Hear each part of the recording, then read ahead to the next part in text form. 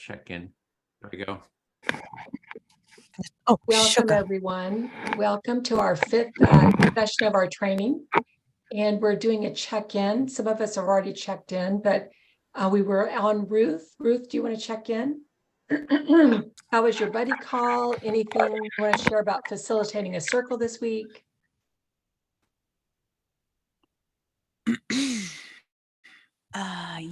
Yeah, great buddy call with Linda, and we had a mixture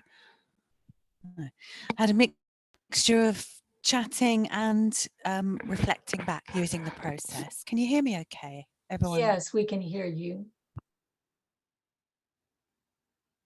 Everyone, if you'll add R to your name if you want to be recorded, or X if you don't. Oh, good. Go ahead, Ruth.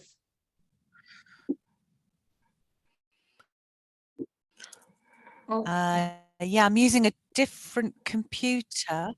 Okay. And I don't know if it's going to work okay. If I run into trouble, I will just go on my phone. Okay.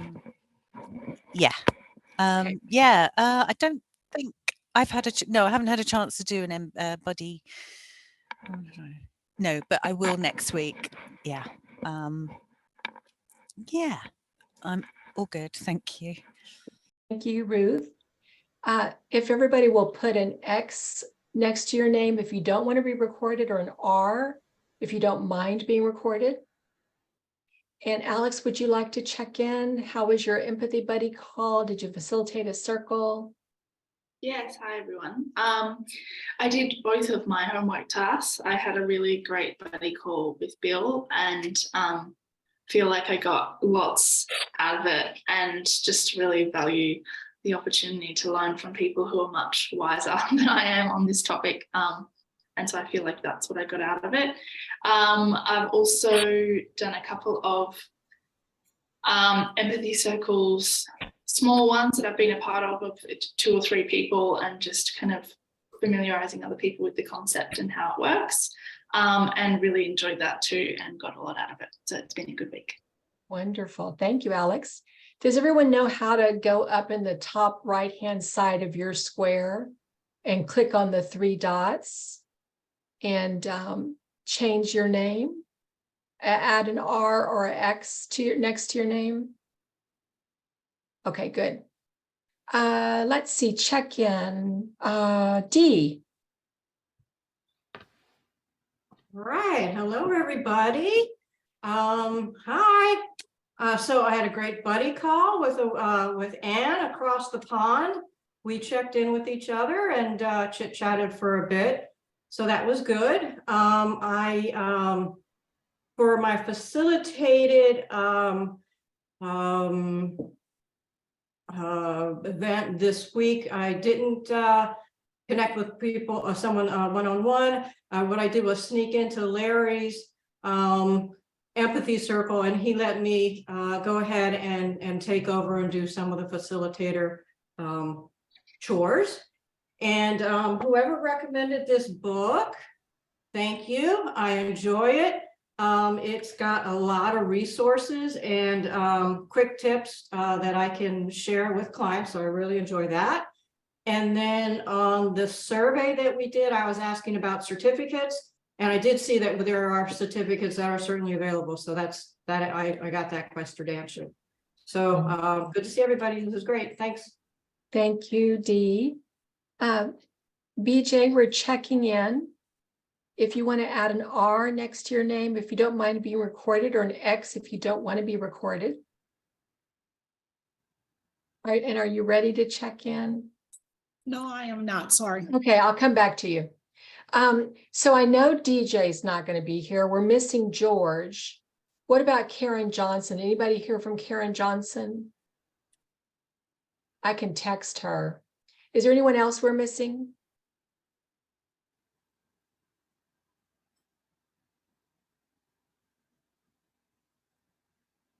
Okay. BJ, would you like to check in, or do you want to still get yourself situated? I apologize. I'll wait. Thank you. Okay. All right. No worries. So I guess we've all checked in, Edwin. Do you want to? Okay, great. We're doing great on time. So yeah, so this session is a new session number. We usually have 5 sessions that we're adding today as a new session, and we're not going to be doing any feedback because this 10 minutes or so that we usually use for feedback. I wanted to give a little bit of an explanation into the restorative empathy circle process, and hopefully everybody saw all the material that I sent out. I sent out a link to a restorative empathy circle I did with Extinction Rebellion. That gives a little bit of a sort of a background about the process. Also, I sent this page, and hopefully you have a copy of that because we'll be using that. And actually, I will put the link into it as well into the chat. Because you'll want to have that handy when we're in the breakout circle. And then also in the I made a little overview video that kind of laid out what we're going to be doing today. And so I'm just trying to prepare you, kind of say things over several times, just so that kind of, it's sort of clear. And so we're basically with the empathy circle, I see it metaphorically like a container, which is what I showed in that video, that the container of the empathy circle, has processes and rules and agreements, basically, that we all agree to.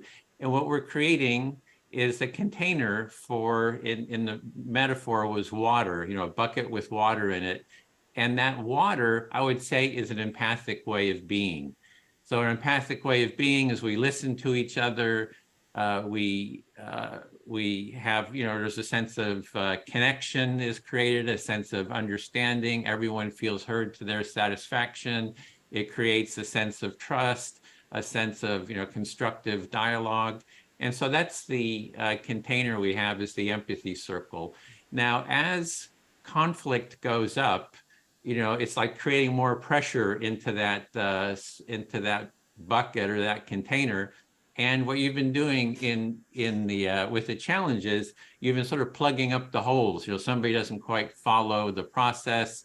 You've got you're bringing them back into the process and into that empathic way of being. But as the conflict in a circle goes up, you kind of need, it's helpful to have more tools and practices to do sort of a preparation and to kind of create a stronger container. And in the metaphor that I had there, I kind of showed a leaky bucket, the water's kind of coming out, you're patching it up with those challenges. But then if you have a really intense conflict, we call that a restorative empathy circle, a process that has more steps to it to hold that conflict. And the example for the Extinction Rebellion group in Santa Cruz was sort of the beginning steps of some of the extra steps that we add for a restorative empathy circle. And one of them is, if there's a group that's in conflict, we just listen. We listen to each of the people individually to give them sort of like an empathy buddy call, so that they just feel heard and understood, because they're feeling all tense and upset because of this conflict. You listen to them, that reduces their stress, gives them more capacity to listen, and also develops trust in you, because you're just offering that listening. And you listen to all the different participants beforehand, and then you bring them together in a circle. And there's some extra steps to the circle process that you can do in a restorative empathy circle. And we're not going to go into that, because that's really going to take, like I said, 6 weeks to really describe the process of the empathy circle and how to sort of practice it. We do base this on a process called restorative circles, which was developed by a guy named Dominic Barter. And if you do a search on restorative circles, Dominic Barter, you'll see there's a whole kind of a process out there that is sort of articulated, and you can kind of go deeper into it.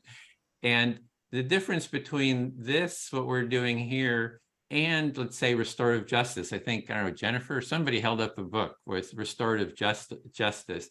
Now, yeah, there we go. This is not restorative justice. This is restorative empathy. So for example, if you have a family and you have a family conflict and you say, we need restorative justice, it sounds like there's somebody's at fault. It sounds kind of like a trial. It has a heavy feeling to it. But if you say we want a restorative empathy circle, right? We just want to restore empathy, which is a sense of connection and understanding. It's a much, softer, more caring sort of a feeling to it. And so what we're restoring in the empathy circle is not justice per se, but empathy. We want a family that has an empathic, mutual listening, mutual support, mutual care, mutual love environment. And, having empathy circles, to do that, to kind of help with that can help a lot. And so we're just in the session before, Jonathan was just talking about all the great benefits he got from the empathy circle process. And that's what you can bring into a family. So what we want to do is in this session is we want to just do a simple sort of a role play of a restorative empathy circle. We're sort of setting the context that you've explained everything. You've done the pre-circles. You've done, all the setup, the how-to. If you saw for example, in the Extinction Rebellion one, in the how-to that I do, I set the stage that this is a restorative empathy circle, and I say everyone will be heard. This is about fostering care. So I kind of set up, it's a little bit different than just a straight empathy circle, kind of gives a stronger container. And so, so that's kind of, so that's just an example. Hopefully you saw that too. So what we're going to do is we're going to go into, hopefully have this handout, and there's a link to it there in the chat. So we're going to go into a circle with ideally 4 people. Hopefully it's going to even out here. There might be one with just 3 people. We'll see. And there's going to be a trainer in each one. And then we're going to have 3 participants. And the trainer is just going to keep the time. So we're going to divide the time by 3. And then each of you will have 30 minutes for your section. You'll facilitate an empathy circle for 25 minutes, then have 5 minutes debrief. And you'll have, as a participant in the conflict, you're going to select one of these roles as a sibling. So the scenario is you've explained everything to everyone, you're ready to start. Everybody knows the process, and everybody's going to stick with the process. There's no challenges.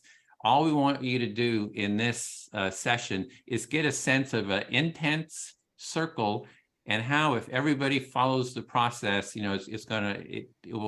people will start understanding each other, and the process will be worked out. So just a little bit of a taster for that process. So as a participant choosing one of these siblings, feel free to be a little bit emotional. I think somebody in our session, Linda, said she was in a circle, somebody started crying, and she was like, oh my goodness, in one of these role plays. And then she said, oh, you're really sad here? And she said, oh, I'm just role playing the crying. So that was, so you feel free to cry if you want to cry, whatever, or be angry, but stay within the process. And if you're a listener, reflect back, just reflect back what you're hearing. Let's see. So again, there's no challenges.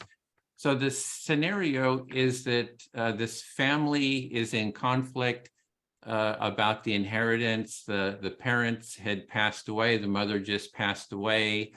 And there's a $300,000 inheritance, and the family is going to try to decide, who gets the inheritance. And they're all mad at each other. They've got a, family relationship, they've just had conflict in the family. They don't get along, and they're kind of, in general, you have personal issues with all the other siblings. So we're going to have sibling number one is, I'll just refer here what the choices are. You're going to choose, are you sibling number one? You'd taken care of the mother, you'd spent a lot of time and energy taking care of her, and you feel that you should get the full $300,000 inheritance. Sibling number two took care of the father and put a lot of time, energy, money into taking care of them. And he passed several years ago, and you feel you should be compensated for that, and you should get the full inheritance. The sibling number three loaned the mother money to live on, and so they feel that they should be compensated for that, the full inheritance. Sibling number four was gifted the inheritance by the mother, but nobody heard that, so it's all explained here. And number five is if you have a scenario that you'd like to role play, say, I would like to do sibling five, and just give a sentence or two scenario of what you're going to be doing. Don't go into a long explanation. Just give a short little explanation of that. And so I think that's pretty much the basics. I was going to just open it for Q&A. So Ruth, go ahead and start with any question. So is the participant, or sorry, the facilitator also a sibling? Yeah, so you're going to be in a circle with one trainer, 3 participants. The trainer will always be a sibling. So and then the 3 participants, one will be a facilitator once, and then the rest of the time will be a sibling. So I don't know if does that make sense? When you're facilitating, you're not taking on a role, you're just facilitating. Yeah, and as a facilitator, if you saw the restorative circle, the pre-circle, I set the context. And as a facilitator, I am sort of an advocate for a culture of empathy. So in the circle, when it became, I'm one of the participants. As a facilitator, people can choose me to speak to. And a lot of times family members in conflict, they just don't want, they want to speak to the facilitator because they know that they'll be heard better. So they don't want to talk to their siblings because they got all these issues. So they may speak, to the facilitator. And as a facilitator, as it's when it's your turn to speak, sort of advocate, at least I try to advocate for empathy. I say, yeah, I'm so glad everybody's taking part in this. I really think empathy is important in a family. I really, and during the mediation process, you'll see that the first part, people are just kind of talking about how they feel now. They'll start talking about issues later. And at the end, there's sort of a phase where, well, what do we do now? And then they start negotiating what they will do. And in that phase, as a facilitator, I'm always advocating for, be sure to include empathy circles in your family as a regular process, for example. But yeah, so anyway, yeah, Wendy? Just to clarify Ruth's point, so if I'm the facilitator, I'm not adopting a sibling role, but I would be the first listener. Right. Facilitator.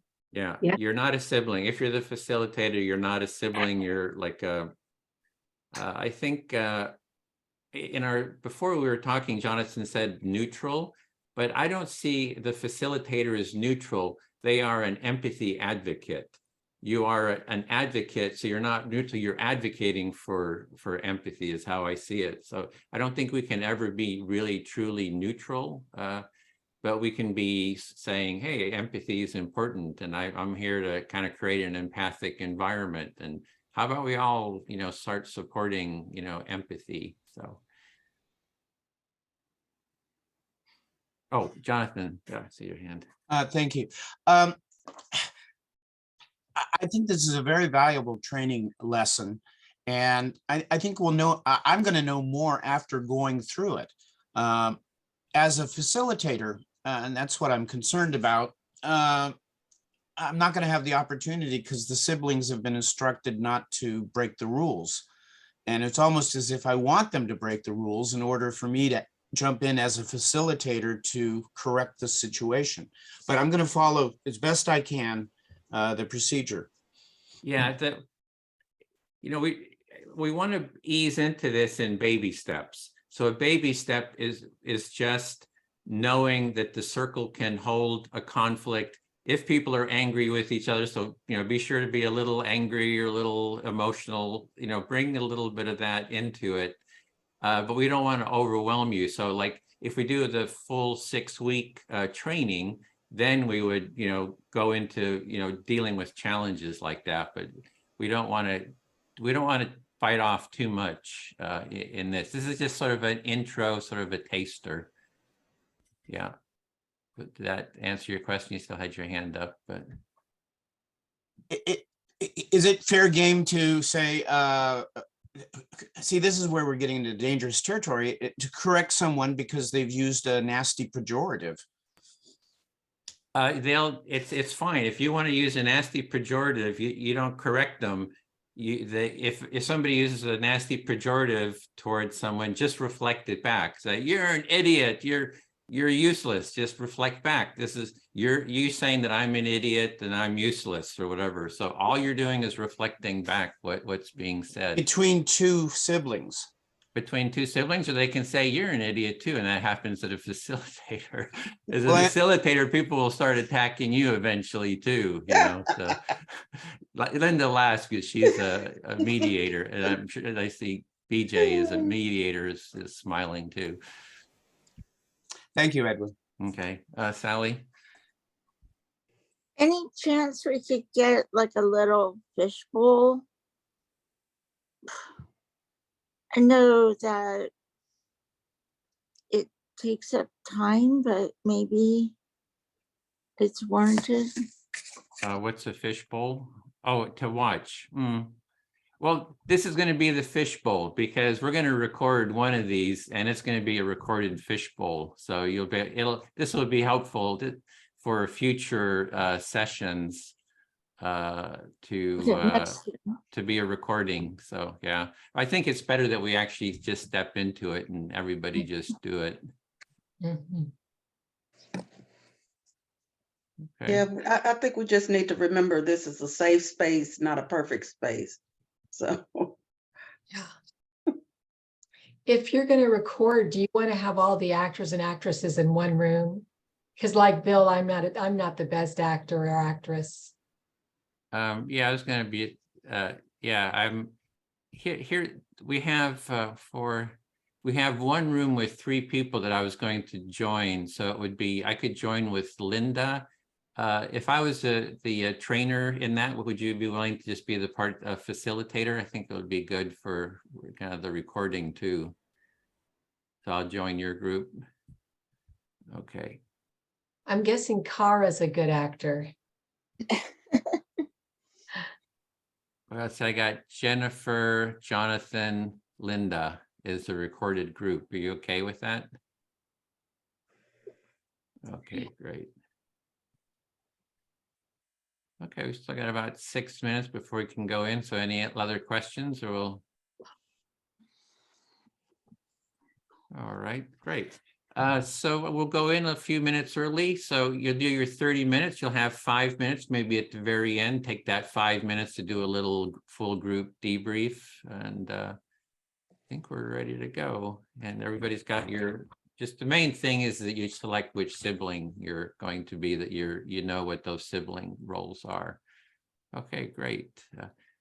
And so let's go into the rooms, and I'll try to give a 10-minute heads up beforehand. And I'll also be in the wait room if you need any help, if there's some kind of an emergency or something, which I doubt there'll be. And also, Bill, if you're needing to go, then maybe Wendy or Jana, you're both in that group with him. So one of you would just sort of take over there. okay, great. Because Bill might have to go deal with some workers there. All right, here we go.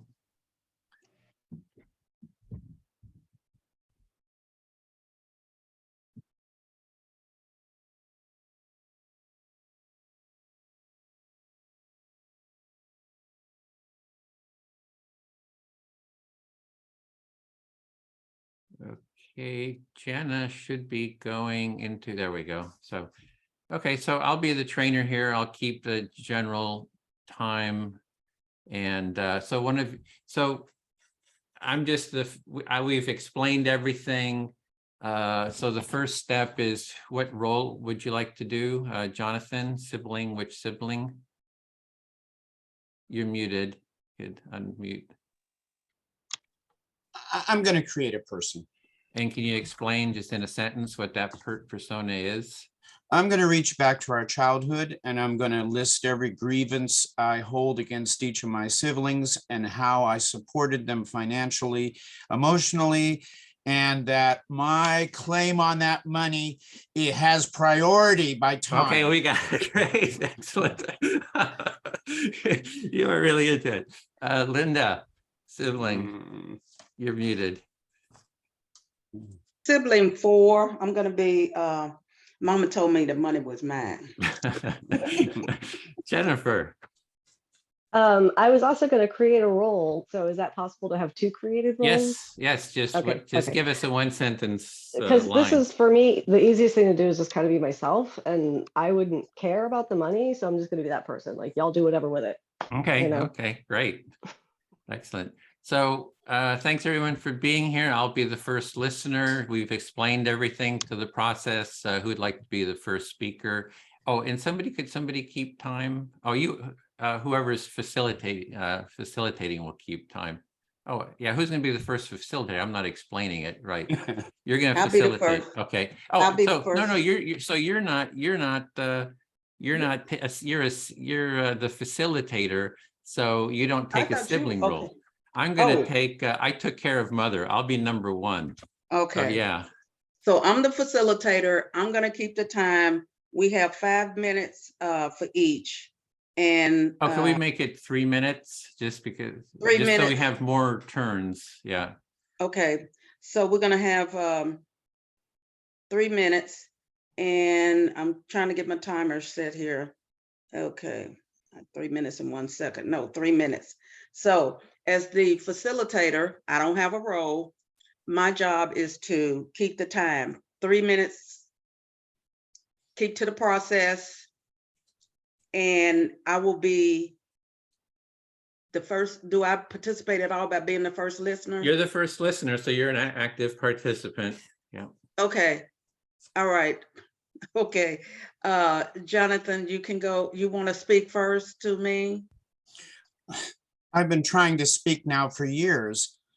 These horrible, my sister and my brother, Edwin and Jennifer, they've ignored me for years. I was the one that helped them. They were younger than me, and I helped them. I did their diapers. I did their laundry. I've done everything for years and years and years. Jonathan, what I hear you say is that your siblings, you were the oldest, and you took care of them. They changed their diapers. You did everything. You're the one that's really has been taking care of them. Therefore, you feel. Yes, and this goes back over 60 years. 60 years that I've been the lead person holding this family together, and they just won't listen to me. So what I'm hearing you say is that your siblings won't listen to you, and over 60 years, you have been the core, the one that's held the family together. That's right. And I'm the one that does the paperwork in the background. I'm the one that calls the repairman when they can't figure out what to do. I'm the one that bears the burden of the daily responsibility in management of the household. Now, just because I live in a foreign country and they live in the United States, it doesn't mean that I'm not participating, like they say. They say, oh. So what I hear you say is just because you live in a foreign country and they're all here in the States, they feel like they don't need to listen to you, even though you're the one that takes care of the business of the family, the repairs to the house, the paperwork, whatever needs to be done. That's right. And the time differential screws up things, and they hold me responsible, and they don't understand that it's hard for me because I have a business. I'm financially successful, and I have to keep that money coming in order to take care of the business in the home. So you're saying that you're a businessman overseas, you have to generate income to help take care of the family. You've been doing this for a while and you feel you should get the money. I feel that we should take a look at the money and take a look at our histories and prioritize in a sensible way the distribution of the money. So what you're suggesting is that we, the family, your siblings, take a look at the money, consider all these other peripheral issues and what's been going on in the family, and decide a way to distribute the money fairly. I feel fully heard. Linda, I appreciate your coming here to help us, because I haven't had a good conversation with my brother and sister for years. And you're thanking me for being here, facilitating this, because you haven't had a good conversation with your siblings for years. All right. So since I listen, now I speak, but and I get 3 minutes, I will speak to Jennifer. Jennifer, I'm glad to be here today as the facilitator, and I hope I can help bring everybody together. Okay, you can hear me, right? Okay. Yeah. I'm hearing you say that you're glad to be here to bring us all together and to facilitate this group, and you really hope that you can be of service and bring us together. Yes, and family dynamics can be good and bad. It can be traumatic at times, and it can be pleasant at times. And family dynamics can be pleasant, and they can definitely be challenging at times, good and bad. Correct. But my role is to keep the conversation going. And as you listen to each other and reflect, maybe you'll be able to see the other person's point of view. And you're here to make sure we listen to each other and reflect and focus on that, so that maybe we can see each other's point of view.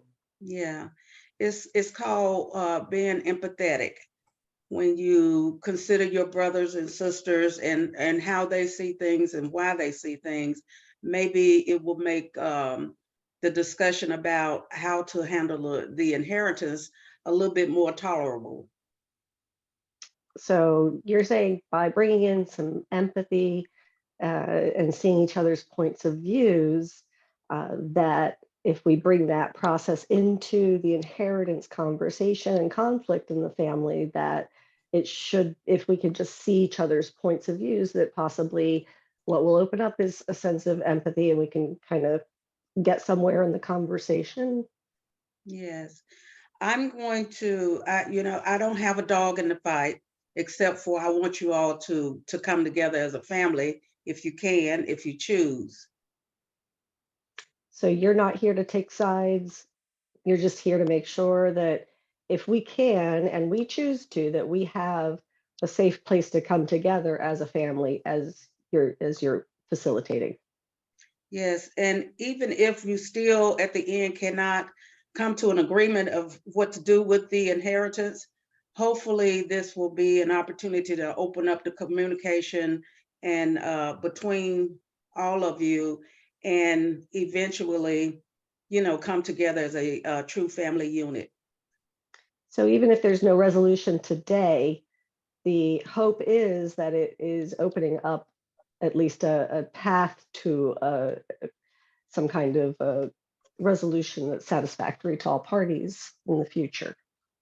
Yes, well, a communication with the family to come together as a family unit. Okay, so not necessarily a resolution, but at least open up the communication as a family unit to come together. Yes, thank you. I feel fully heard.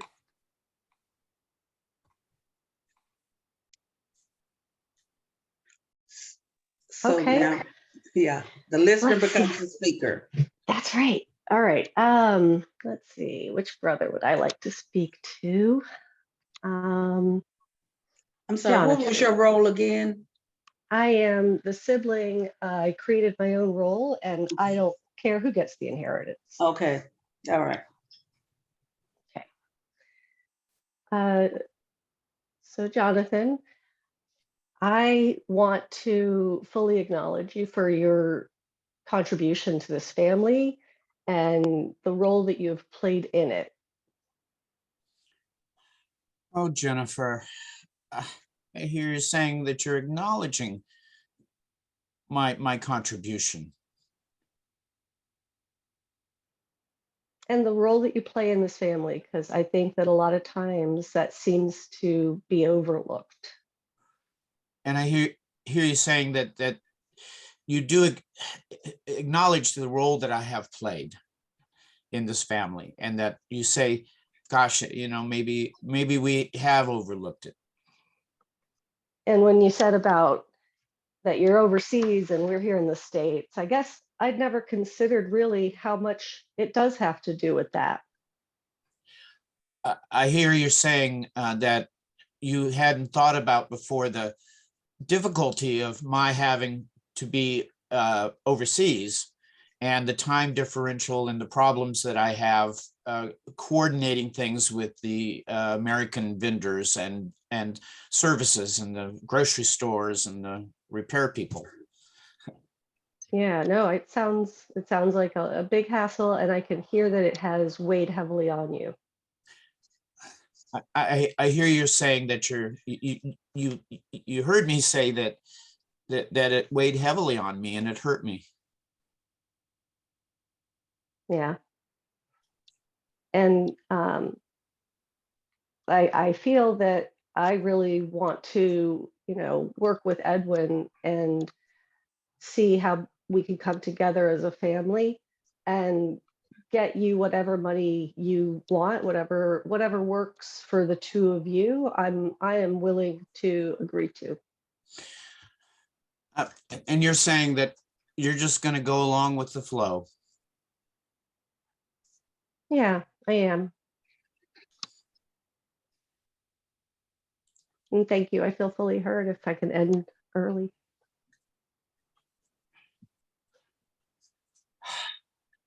Well, I'm going to take a chance and talk to Edwin. Okay. You remember when you switched the tags on those bicycles for Christmas? And I was supposed to get the bigger bicycle with the chrome on it and the racing stripes, and you snuck down there and switched those tags. So you want me to remember the time we had that situation where I switched the tags on those bikes and you were supposed to get the better one? That hurt me. Yeah, so you're really hurt by me switching the tags. And we've never talked about it before this time. Yeah, and you're just feeling that this is something we just never talked about, that pain that you went through. And it just seems like you always forced your way and tried to get what you want. Yeah, so in your opinion, I force my way and just get what I want. And I haven't seen you evidence any anticipatory guilt or any guilt retroactively. Yeah, you don't see me have any guilt about the bicycle incident, or retroactively, or during it and afterwards. I don't feel bad about it. And it just bothers me, and I just walk away and shut down and just don't want to be around you. Yeah, and because of that, you just shut down. You don't even be around me. And I don't even know why I'm talking to you, because it's like talking to a brick wall. And you think talking to me, like, you're not even sure why you're here, talking to me, because it's just like a brick wall.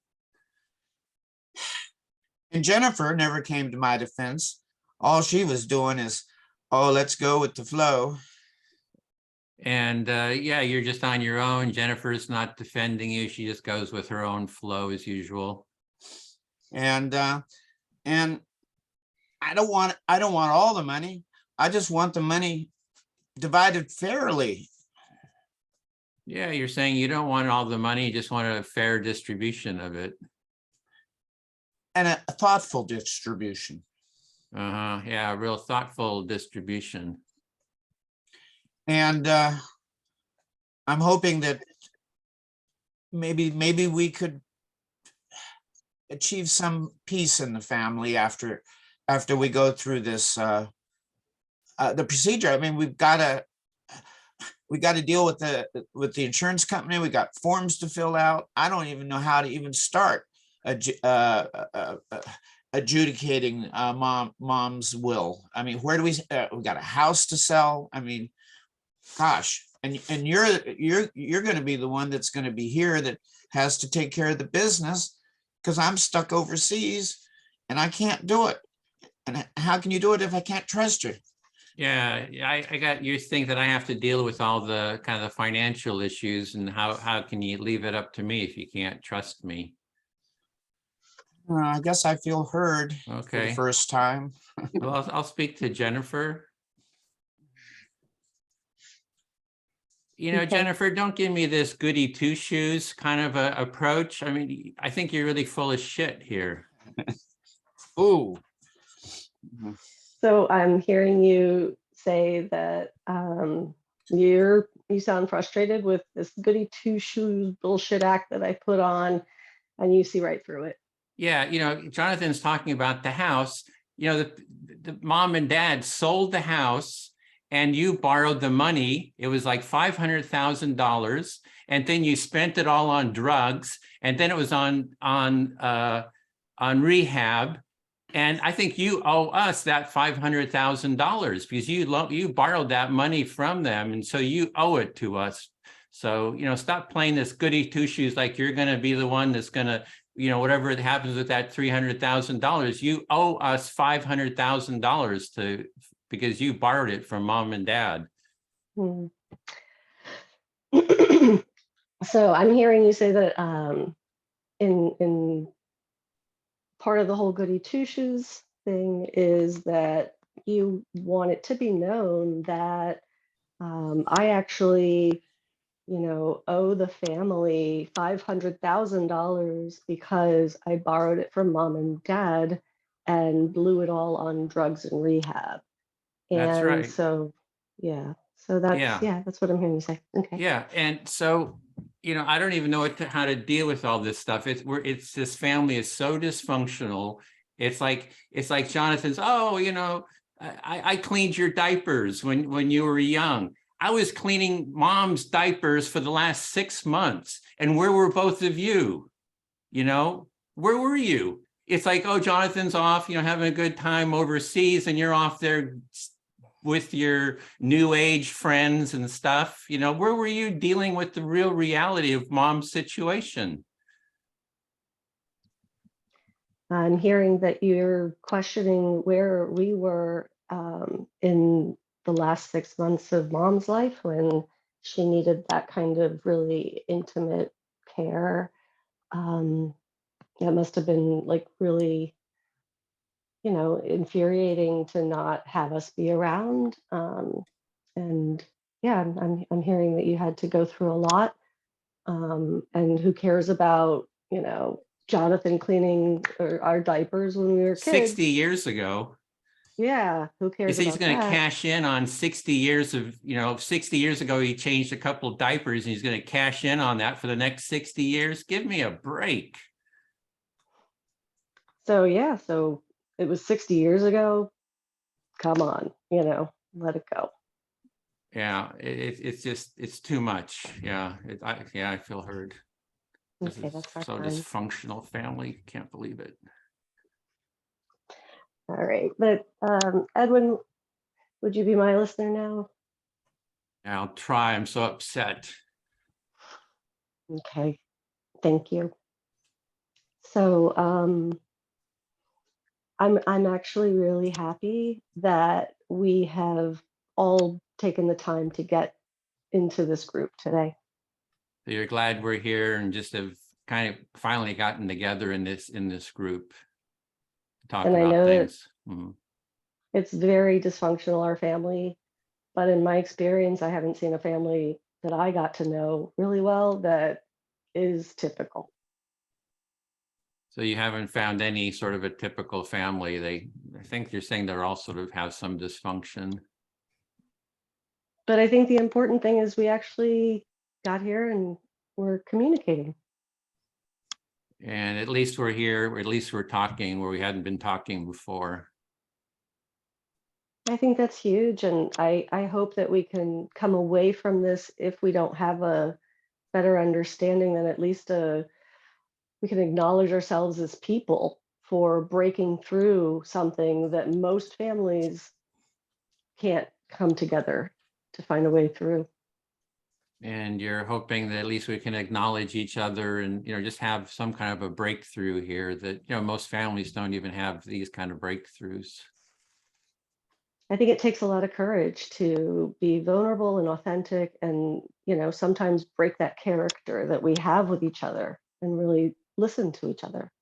And just that we get together, listen to each other and break the sort of dysfunction. Yeah. And I'm sorry I blew all that money on drugs. They were really good and they helped expand my mind. I wish you had had some, but you just weren't interested. I offered you the shrooms all the time, Edwin. Yeah, so you think I should have been a drug addict too, and you'd offered it to me and I didn't take you up on it. And it would have expanded my mind. Yeah. Well, I was out on that retreat farm and it wasn't just me. I had mushrooms for the whole community. So, and now there's science that backs up the mushroom connection to the brain and the mind expansion. So I have no regrets. I just wish that you, as my brother, weren't so upset about it. I hate to see your blood pressure get like that, Yeah, so you're just upset that you're seeing that my blood pressure is getting up around this, and you're like expanding your mind with whole groups of people. Yeah, and you wish I would have really joined that. I wasn't trying to hurt you. I was probably self-medicating. Growing up the way I did, there just weren't a whole lot of people that understood me. So there's a lot you don't know about me, but maybe one day we'll talk about it. So there's a lot I don't know about you. You're sort of self-medicating. People didn't really understand you when you were growing up. Thank you. I feel fully heard. Okay, well, I'll speak to Jonathan then. So what all I do is get a bunch of words from both you and Jennifer. It's like words, words, words, words, and there's no reality to it. I think we've had 25 minutes. Okay. I think, if I'm keeping up with it. So it's time for debrief.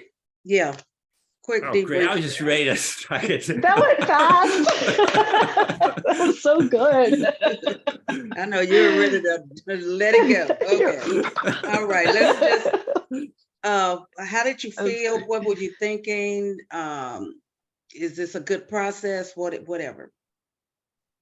Jonathan. I think that the first lesson should be what we saw on the pre-restorative empathy circle videos that Edwin illustrated. And it's difficult. It's very difficult. And I'm a little uncomfortable. I'm a little worried about Bill. This book, which talks about Boolean theater. And Boolean theater is an outgrowth of culture circles. And the Boolean theater uses role playing exactly like we're doing in order to empower and to give options for people. And so it's structured a little differently. And what's interesting is the concept. Thank you. No, concept of. Oh, I thought you were giving me time. Yeah, I am, but finish your thought. Oh, and that's an awkward word, but he calls it spect-actor. And that's where a spectator becomes part of the action and possibly even steps in and replaces the person who's doing the role. And then this process is repeated multiple times. Thank you. Jennifer? I'm just trying to keep time with the 5-minute deal. So yeah, Jennifer? the feedback. I thought it was just fun. I mean, it does seem like it would be useful, absolutely, in a family situation. Yeah. Yeah. Okay, Edwin? Yeah, I thought you did really well in terms of advocating for empathy. It was like, I'm here to be empathic, and I thought that was like really beautiful. I enjoy it. I get into the role play, really sink into it. And this is actually what I would call imaginative empathy. We have sort of a direct empathy where we listen, someone listens to you and you just reflect back. That's sort of an other-oriented empathy, you know, based on Carl Rogers. And when we do role play, I call that imaginative empathy. And we haven't done much of that in these circles, but I just see the power of it because, you know, just stepping into that role. So I'm really excited about this, and thanks everyone for, doing it. Okay. All right. It was interesting to me. I could see where it could be beneficial for family members, even if you have some that don't want to participate at first. I think some ground rules, if you're in person, you know, no guns, knives, or baseball bats. But other than that, I think it's pretty good. So let me, because we had 2 minutes, but anyway, I'm going to try to keep up. We're starting at 12:52. So we have, well, this is 12:55, 5 minutes to 1. So we're going to stop the next facilitator at in 25 minutes. So that'll be 1:25. Yeah, 1:30, thereabouts. Okay, who wants to be the next facilitator? Jonathan is twitching his finger. Well, unless So- Jennifer wants to do it. No, go Okay. ahead. You're trying to be a gentleman, but that's not gonna work today. Jonathan, you can be the facilitator, and it's 3 minutes for each person. And everyone's, just for clarification for me, do I take a role now? You do, and I'm going to take another one too. I'll be sibling 4. Gifted inheritance. Mom gifted me the inheritance. Okay. Okay, I'll be number 1. And the facilitator goes first. And Jennifer, are you keeping the same one, or you? Can I be the same one? I actually don't have Yeah. a printer, so I wrote everything down, but I didn't write down Oh, which one was okay. because I was going to be I thought I was Yeah. going to be the same role throughout, but I could also take You on can, a you can pick different role. others. It's up to you. Yeah. If you want me, does it work better if I pick a different role? Up to you. Tell me Whatever again. you're comfortable with. Whatever I can you're- take a role, but tell me again what it is, like the The sibling. mother, okay, sibling 1 took care of mom, and so you feel like you need to be compensated for all of that time. Okay, you I'll do take- that one. Oh, okay, and I'll Need be to be compensated. sibling 3. I loan money to mother. Okay. I'd like to thank everyone for coming, and it's a real honor for me to help you all resolve this inheritance dispute. To start out with, I'm going to demonstrate listening, and what I'd like one of you to do is to volunteer to just tell me what's on your mind. I mean, what do you think about this inheritance? I have Linda, something to say. Yeah, I have something to say. I'm going to start the timer, Linda. Okay. Thank you. Go ahead. Now, I know how all of you feel about me, and I really don't care, but I did loan mama some money, quite a bit of money to live on, even though y'all say y'all were taking care of her and all this other crap. I loaned her money. I should have gotten her to sign a IOU or something like that, but I didn't get her to sign that. But if we really have pushed this, May I have reflect? receipts. Yes. May I reflect? Well, you're just saying very strongly that you loaned her money and that you feel that this should take a priority, and that this is important to you, and that And you I'm don't. also telling my sisters and brothers, all of y'all, I really don't care what you think of me, but I'm gonna get my money back. Now I hear you saying that you're throwing down a plank saying, I don't care what you think. I'm going to get that money back. You can call it a plank, a gun, a glove. You can call it whatever you want. I'm just being clear that I'm going to get my money back, hook or crook.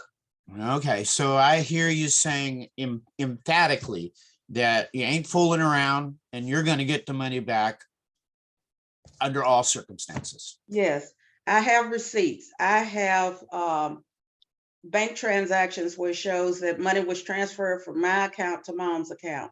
Now, before mom really went deep into Alzheimer's, we talked about this and she agreed that this was a loan and that her life insurance policy would pay me back.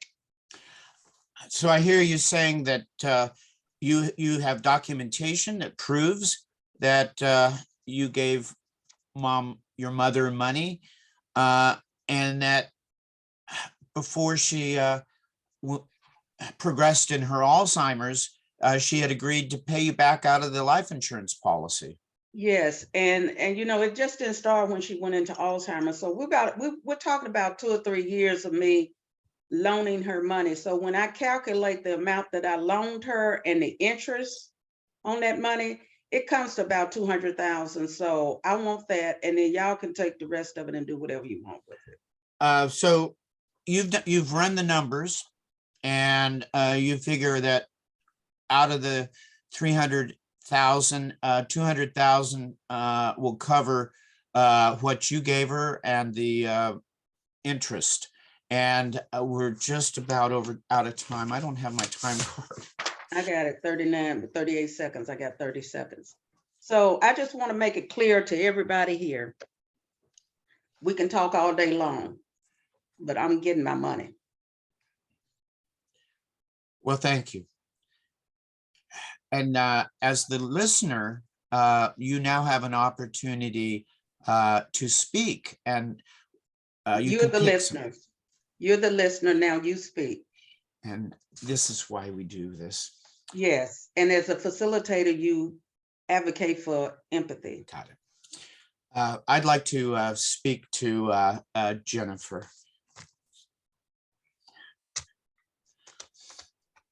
The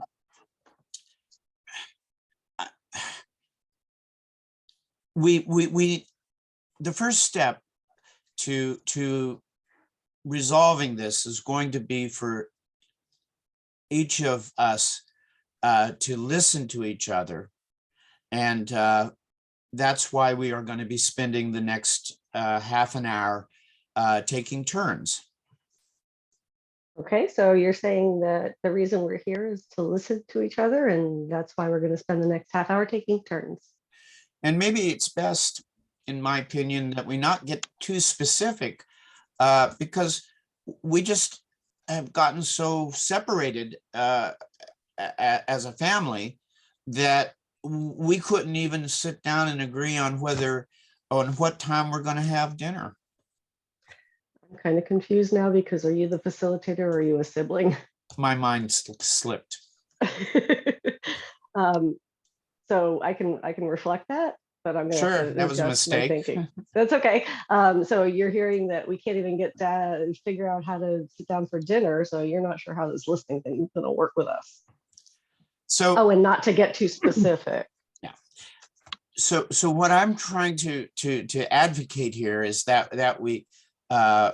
it's best for the group to slow down a bit and just speak what's in your heart and mind. Okay, so you're saying as the facilitator, you're advocating for us to slow down a little bit and speak what is in our heart and mind. And if we all, including myself, can develop a good relationship with each other, it'll allow us to better address the harder issues. So if we can foster a better relationship with each other, you think that it will give us a better ability to handle these issues as well, the more challenging things. Yes, it's taking some baby steps. So this is like taking a small step on the path. And I think that if we can all speak our mind and just tell each other what's on our hearts, that'll open up a better conversation, perhaps in our next meeting, or maybe an hour from now, after as this progresses. So your hope is that if we can speak what's on our minds and what's in our hearts, that our next meeting, we can have a better relationship and lead to better communication outcomes. Well, thank you very much. So the listener becomes the speaker. Oh, I'm sorry.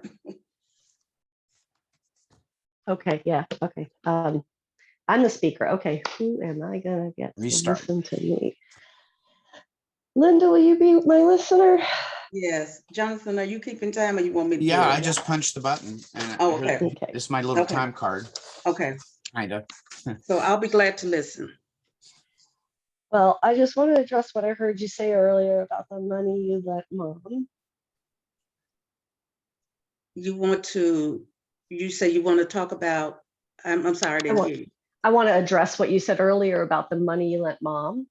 Oh, you want to address what I said about loaning mama the money? Yeah. And so I guess what I fail to understand is what that has to do with us. And you are saying that you don't see how that impacts y'all.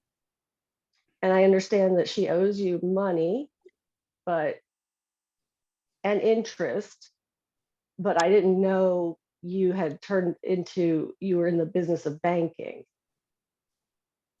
And so you understand that I loaned her money and now I want interest on that, but you didn't realize I had turned into a banker. So I find it a little weird to hear it like that. But at the same time, I see that it's important to you. And so I want to work it out, but I just want you to know I never saw it as my responsibility. That was your arrangement with mom.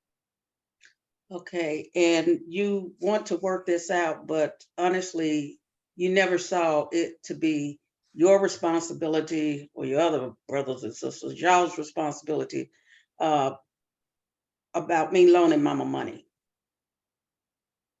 And, I took care of mom in the last 6 months, and I'm not going to say what that was like, because honestly, it was a privilege. And so you feel like it's a privilege that you were able and you did take care of mom for the last 6 months. And I'm not worried about myself financially, but just so you know, I did neglect a lot of my responsibilities, things that would bring in money to take And care of so her. you're not really that concerned about this inheritance money, but you do want to make it known that when you were taking care of mom, you gave up some opportunities to generate income for yourself. And I am in a situation right now where some of the money would make a difference for me, but it's not something I'm willing to fight with the family over. And I And feel so okay. you recognize that the money would make a difference in your life, but you don't want to fight about it. And Okay. that's it. I feel fully heard. Okay. All right. Edwin. Yeah. Okay. Let me just say this. Jennifer, sweet, gentle, passive, drug abuser, Jennifer. You don't want to fight, but you want the money. Well, let me tell you, it's going to be a fight. So you might as well just get ready for it. You took care of mom for the last 6 months. Big deal. Yeah. So you're saying Jennifer, drug addicted Jennifer, it's like she wants the money now. It's like you're not gonna give it to her. It's gonna be a fight. And it's like big deal that she took care of mom for the last couple of months. Yes. And I want to say something about this, the facilitator or neutral person or whoever's in the room telling us to slow down and be specific and speak from our hearts and minds. That's not his job. Yeah, you're telling this idiot facilitator that it's not his job to tell us to slow down, speak from the heart, and all that kind of crap. Yeah. I'm a grown person and I really don't need anybody to tell me how to speak or whether to speak from my heart or speak from my mind or speak for both of them. Yeah, you don't need you're a grown person. You don't need somebody to tell you how you're supposed to speak. And yeah. So, like I say, it really doesn't matter what y'all think, but I did loan mama money. This is over a period of years, which is more than 6 months.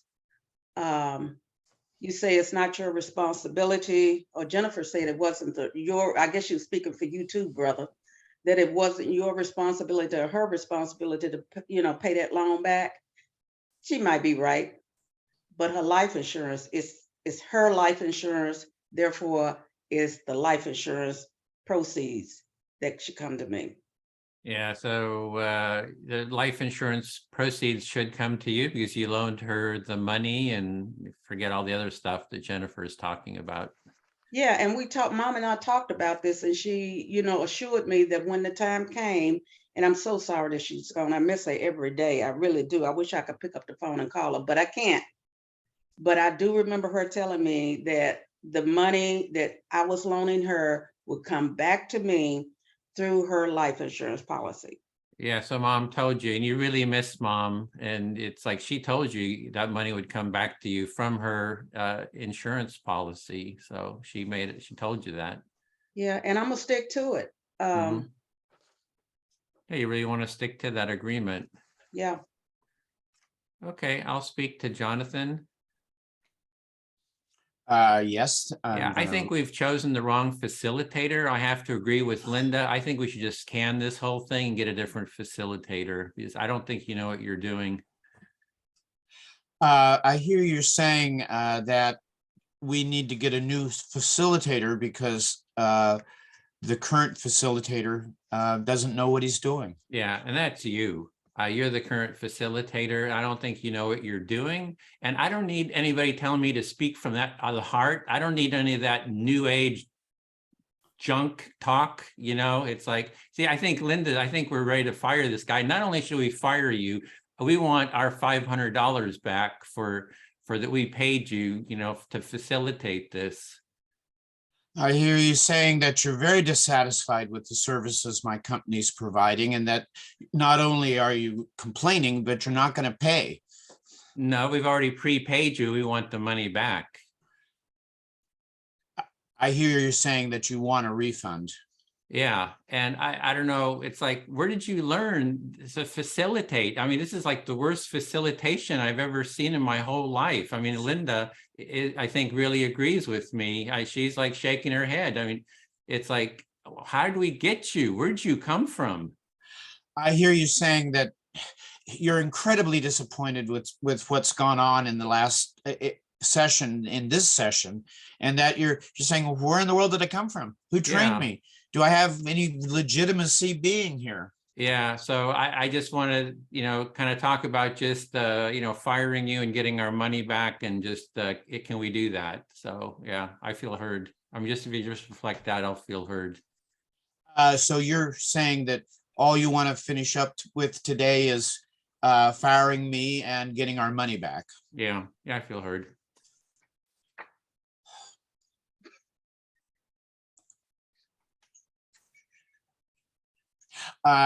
Yes, may I talk to Linda? Sure.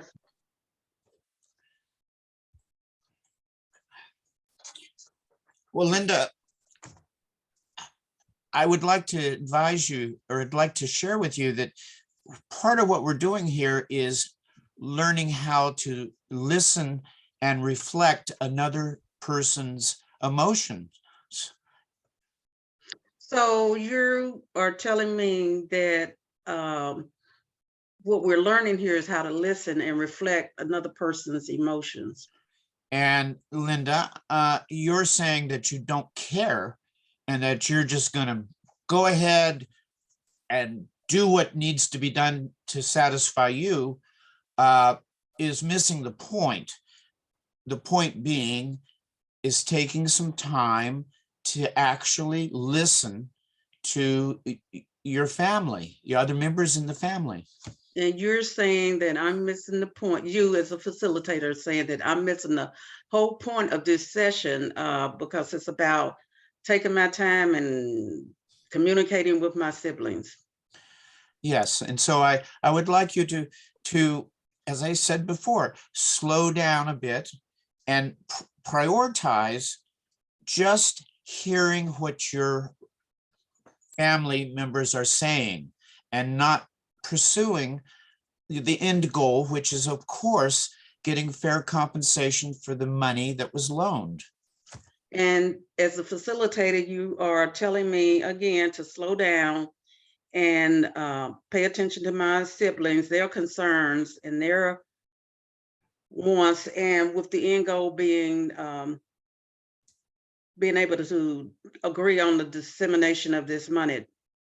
In other words, experience just being here in the moment rather than accomplishing the goal of reconciling that financial transaction. Just be So here. you as a facilitator are telling me to just be in the moment rather than focusing on this money and how I'm gonna get it. And that's what I'd like you to do that. And that's what I feel is my job here, is to try and build some confidence among the family and to get just some normal reactions and normal conversations going, which will set the stage for a more productive discussion about the actual dollars and cents. So what I hear you saying is you want us to come together with a kumbaya moment so we can later discuss about how to split up this money.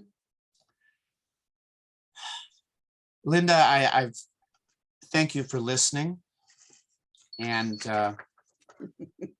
it's your opportunity to speak to Okay. someone here, anyone. Okay, I'm going to speak to Jennifer. And Okay, my dear sister. Okay, I want to say that I did not realize we were coming for a counseling session or intervention. So what I'm hearing you say is that you didn't realize we were coming to a counseling or intervention session. Correct. So I'm just going to ignore what the facilitator just said and go back to my original statement. Go ahead. You're just going to ignore our facilitator here and go back to your original statement. I do not care what you and brother think of me. You do not care what we think of you. I've always tried to be the friend, the mediator, if you will, and it has gotten me absolutely nowhere. You have always, throughout our history, tried to be the friend and the mediator, impartial, and it has gotten you nowhere. I accept the fact that I cannot change you, Jennifer, and I cannot change Edwin, my brother. You accept the fact that you can't change us, neither myself or your brother. Yes, because y'all can't change me. Because you're clear that we cannot change you. So, believe it or not, care or not, 200,000 of that 300,000 is mine. If I have to go to court, I have the receipts. I'm going to get my money. So I'm hearing you say you've got your receipts. You don't care how it has to happen. If it has to happen in court, so be it. You're going to get that 200,000. Yes. I'm not really concerned with, at this stage in my life, having a family relationship with you or Edwin. We had that opportunity when we were growing up. It didn't work. I'm done. So that opportunity, that ship has sailed to have any kind of relationship with us as siblings. And so I hear you're disenchanted with the whole notion of it and you're done. Yes. So this whole session about I say something, you reflect, and you say something and I reflect. I can reflect and you can reflect, but I'm not feeling any change in emotion. So I'm gonna stick to my original goal. Okay. You can reflect. Oh, so this business about reflecting, feeling, talking from the heart, talking from your ass, it doesn't matter. You're going to stick with your original goal of getting that money. Thank you. I feel fully heard. All right. Can you be my listener, Linda? Sure. Okay. So, couple of things. I hear what you're saying, and I want to ask you if you remember before you went off to get your master's degree around that time when you were, I think it was your first master's. You're asking me to remember a time when I left to get my first master's degree.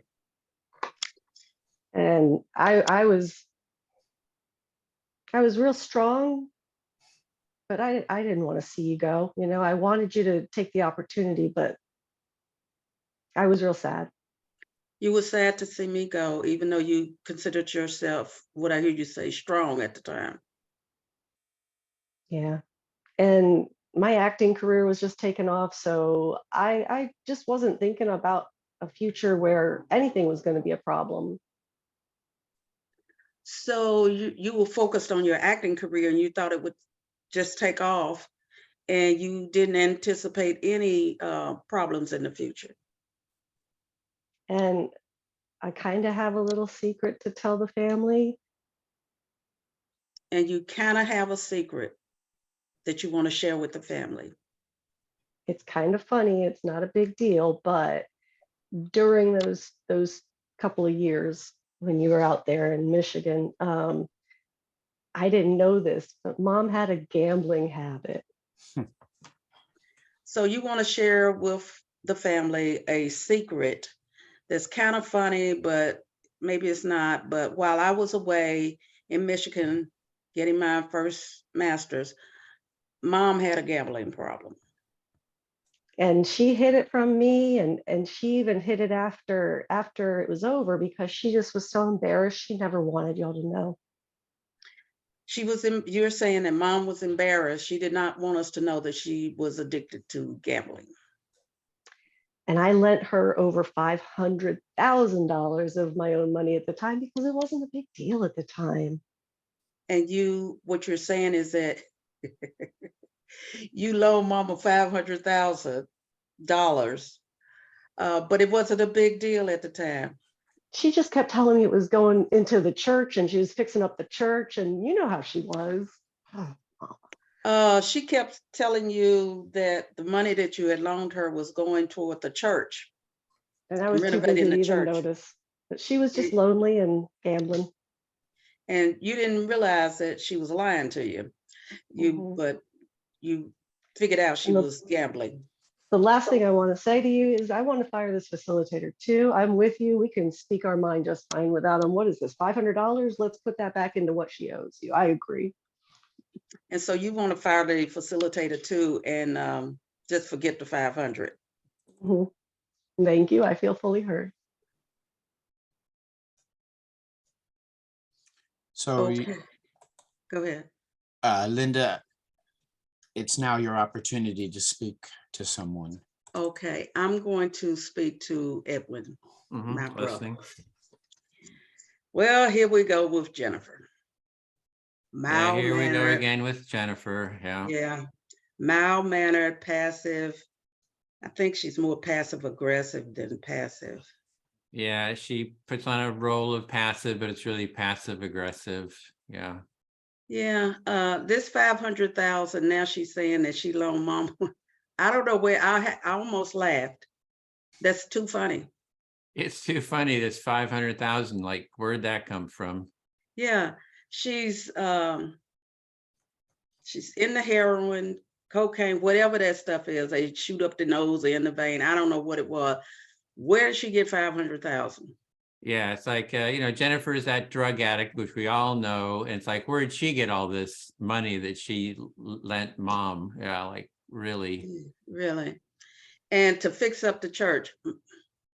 That's what she said Mama fixing told up the church. Yeah, sure. Well, Mom didn't go to church. So I don't know where she's going, what church she's talking about. Yeah, and you know that mom didn't go to church, and so you're wondering, like, what church is she talking about? How'd you Yeah. fall for that? Yeah, the closest church is on Sunday morning. She would turn on one of those channels that had the ministers going all day, and some of them Mhm. preaching, some of them begging for money, and Bible thumpers, and it was just, I don't know. Yeah, she didn't have a real church. She just listened to those Bible thumpers who are on the radio all the time. And they're always asking for money. Yeah. Yeah, yeah. So maybe Jennifer, in one of her delusional states, she thinks she owe loan mama money, but I think you and I should get together and challenge her on that and ask for some receipts. Yeah, it's you think it's kind of delusional and you want to see real receipts. You've got receipts, you want to see her receipts. Yeah, yeah. And if you work with me on this, I could see where we could end up with all of the money.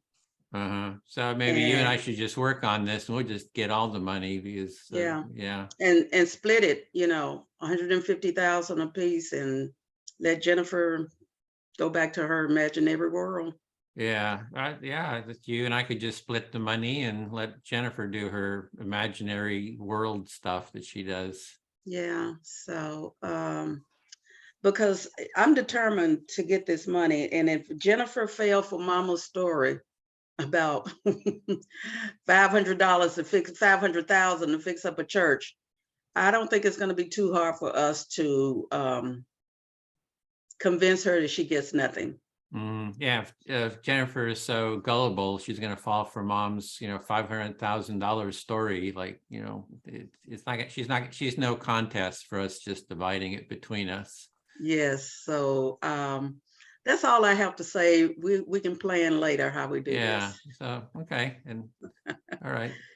So I Okay, we think got that's one our more time. time. Yeah, I think and we're then at we'll, it, are we? We have 8 minutes. yeah, So maybe, yeah. Oh, should I do my turn? yes, So, yes. okay. Yeah, I'll speak to you again, Linda. Oh, okay. Yeah, I think what we should do is just kind of just ignore this facilitator. Just don't talk to him, just kind of, and we can just kind of work it out between the three of us because it's since we're here, we may as well just keep talking, but just ignore that guy. I mean, yeah. Yeah, so what I hear you saying is that you agree that we need to just ignore the facilitator. We've already paid him, Yeah. so we'll just keep talking. Yeah, and I don't need to hear any more of this, speak from the heart crap. I'm with you. It's like, just where's the money? How do we divide it? What's the structure? Let's just deal with that. Forget all this woo-woo, speak from the heart crap. Yeah. Yeah. And what you're suggesting is that we, again, just ignore the facilitator suggestion that we speak from the heart or whatever.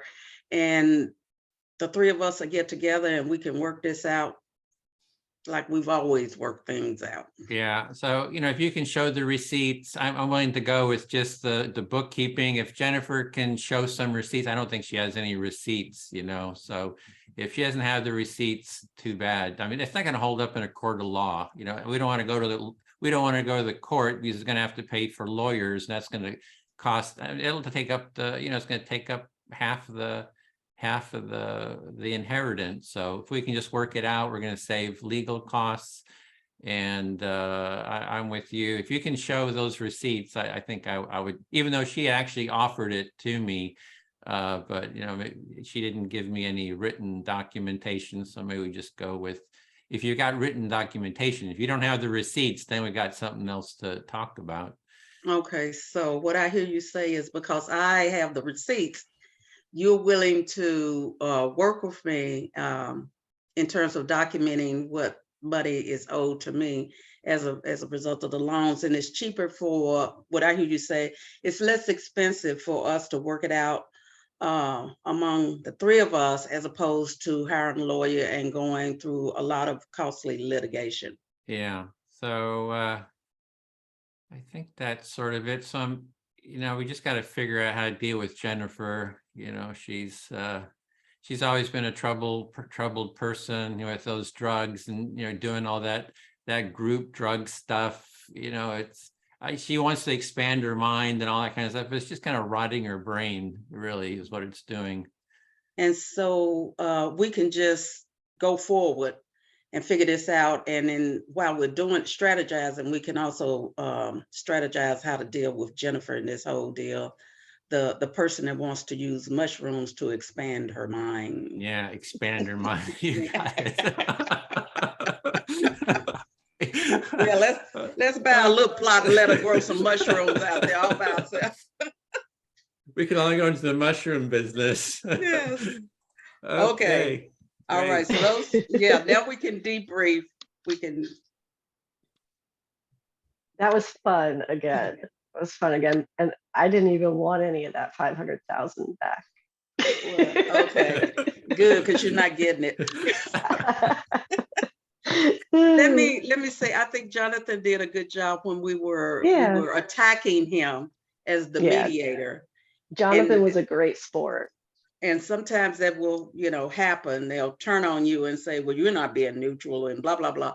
Or, and so I don't think he internalized that. He kept going back to trying to encourage us to be more family, speak from the heart and speak from the head. And I would say, I think, Jonathan, are you okay, first of all? I'm just reflecting upon how to apply this in the real world. And if this was a real world situation, I feel like I don't have the tools at this point to adjudicate or to referee. I think this type of training is extraordinarily valuable for me, who's on the point. And it's a testament to the community we have that each of the individuals have to play roles in order to simulate this type of interaction, so that I sit here and worry for half an hour about nothing. Worry about you guys.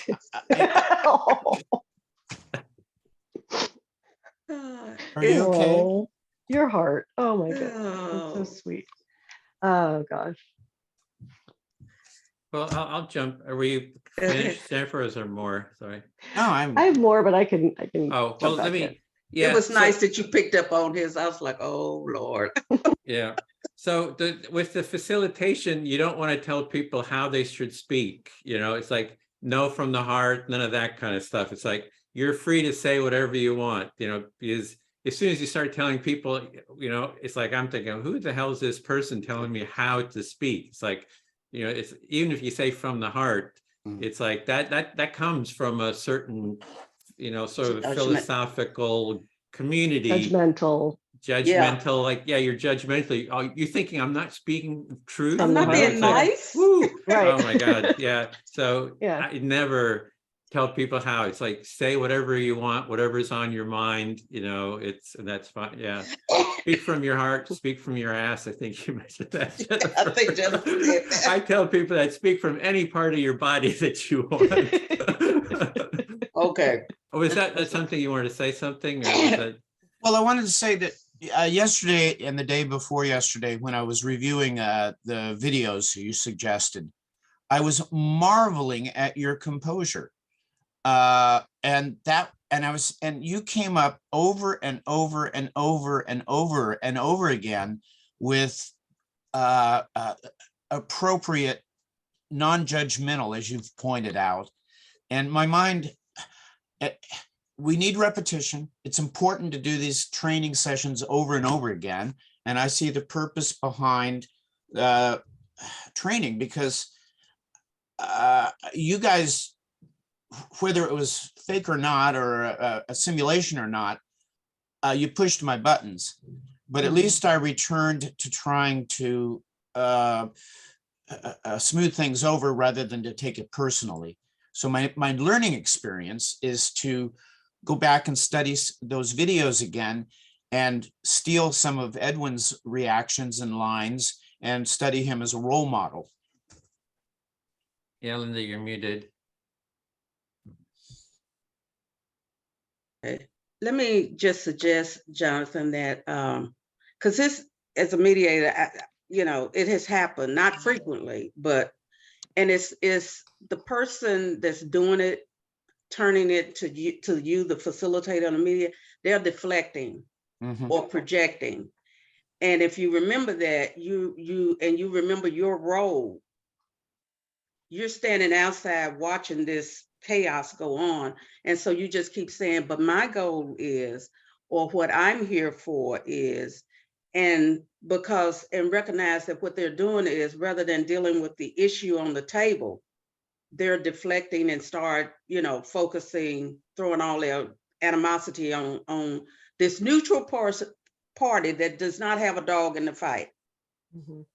I got paid to be here. I'm going to get paid. I'm already paid, and you're not going to get the money back. But anyway, that's what usually when people start going at the mediator, and in this case, the facilitator, they're deflecting. They're not dealing with the issue on the table. As the facilitator, I just would suggest that you just not take it personal, because they don't know you. They do not know you. And your job is just to keep the wheel turning. My job here is to keep the wheel turning, and I appreciate if y'all, say this, if y'all don't want to get along, I don't have a problem with it. I ain't got paid, but just keep the wheels turning. Just keep the wheel, because some people you can't change. That's my 2 cents. Let me add, also, when it's your turn to speak, you don't have to take the full 3 minutes. Sometimes people will speak to me and I'll say, I'm glad that you're all here. And then somebody says, you're glad that we're all here. And you say, I feel fully heard. So you don't have to fill the space with stuff, so that's the other thing. And it's good that you're there, because sometimes the family members just are so tense that they can't speak to each other. So they want to use you as a reflection, that they know that they'll be heard. So it's good to have you there, sort of like a mirror, just to sort of help. And especially don't tell them what to do, except stay within the process. Because I've had people just like tear into me. It's like question my total existence as a human being, and it's tense. You get tense, right? It's like, and it's like, then that's everybody here is following the process. But when they start breaking out of the process, that's like a whole nother can of worms. And I've had it where they are like, they don't want to do the process anymore. And I said, well, I will leave then, since nobody wants to, if you don't want to do the process, I'm here to maintain the process. And then I'm out the door, I'm about to say goodbye. And they say, okay, we'll stay within the process. So what I hear you say, and I got it, is return the insult with a compliment. No, I don't. When the person is attacking the facilitator, they can say, well, I'm glad that you at least came to participate in the circle. Yeah. And that's what I mean. Return that insult or attack with a compliment. Right. But you're doing a great job, and I hear what you're saying. So, so you said you're glad I'm here. Oh, okay. Well, never mind. Yeah, and just listen, reflect. Yeah, that's what Jonathan did. You just started reflecting. You just kept the ball going. It's like hey, we want to fire you. You just keep the ball rolling, and so exactly. So, okay, I need to start the next one, huh? Are we? You ready, Johnson? You have some else? Oh, is there more? I'm sorry, I had some feedback. Jennifer, please go ahead. I'm going to try to contain it. So I see your commitment to the process and to like this whole thing working. Yeah. And so I wanted to just invite you to consider the distinction between a commitment and an attachment.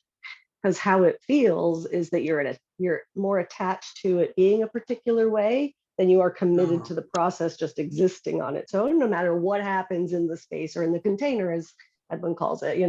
It's like you're not really responsible for the mucky soup that we create inside the container, but you're trying to be like, oh no, there's a, you know, somebody put a foot in the soup, you know, get that foot out of there. And it's like, no, we have foot soup all the time at home, you know, like it's like, so I just invite you to like just, and in life, right? Like just being committed to something, but not attached to it. It's like, keep your plans in sand and your goals in concrete.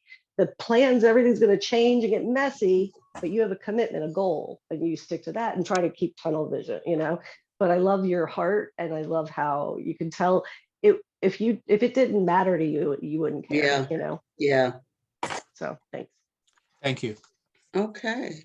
We're going to let sweet Jennifer be Drug the mediator. addicted, passive aggressive. Yeah, the passive I'm like, aggressive. whoa. So I'm like, ouch. I think we go back in at Edwin. Do we go back in at 2 or? Yeah, we have, Yeah. we're kind of right behind, we're behind a little Yeah. bit. So we Yeah. got. She only has 20 minutes. So Yeah. All right, that's fine. Okay. I'll do a. I'm rough number version. 2, took care of the father. Okay. I'm going And to you play have a number time- 1. Jennifer, you have a timer, Oh yes. or you want me to keep time?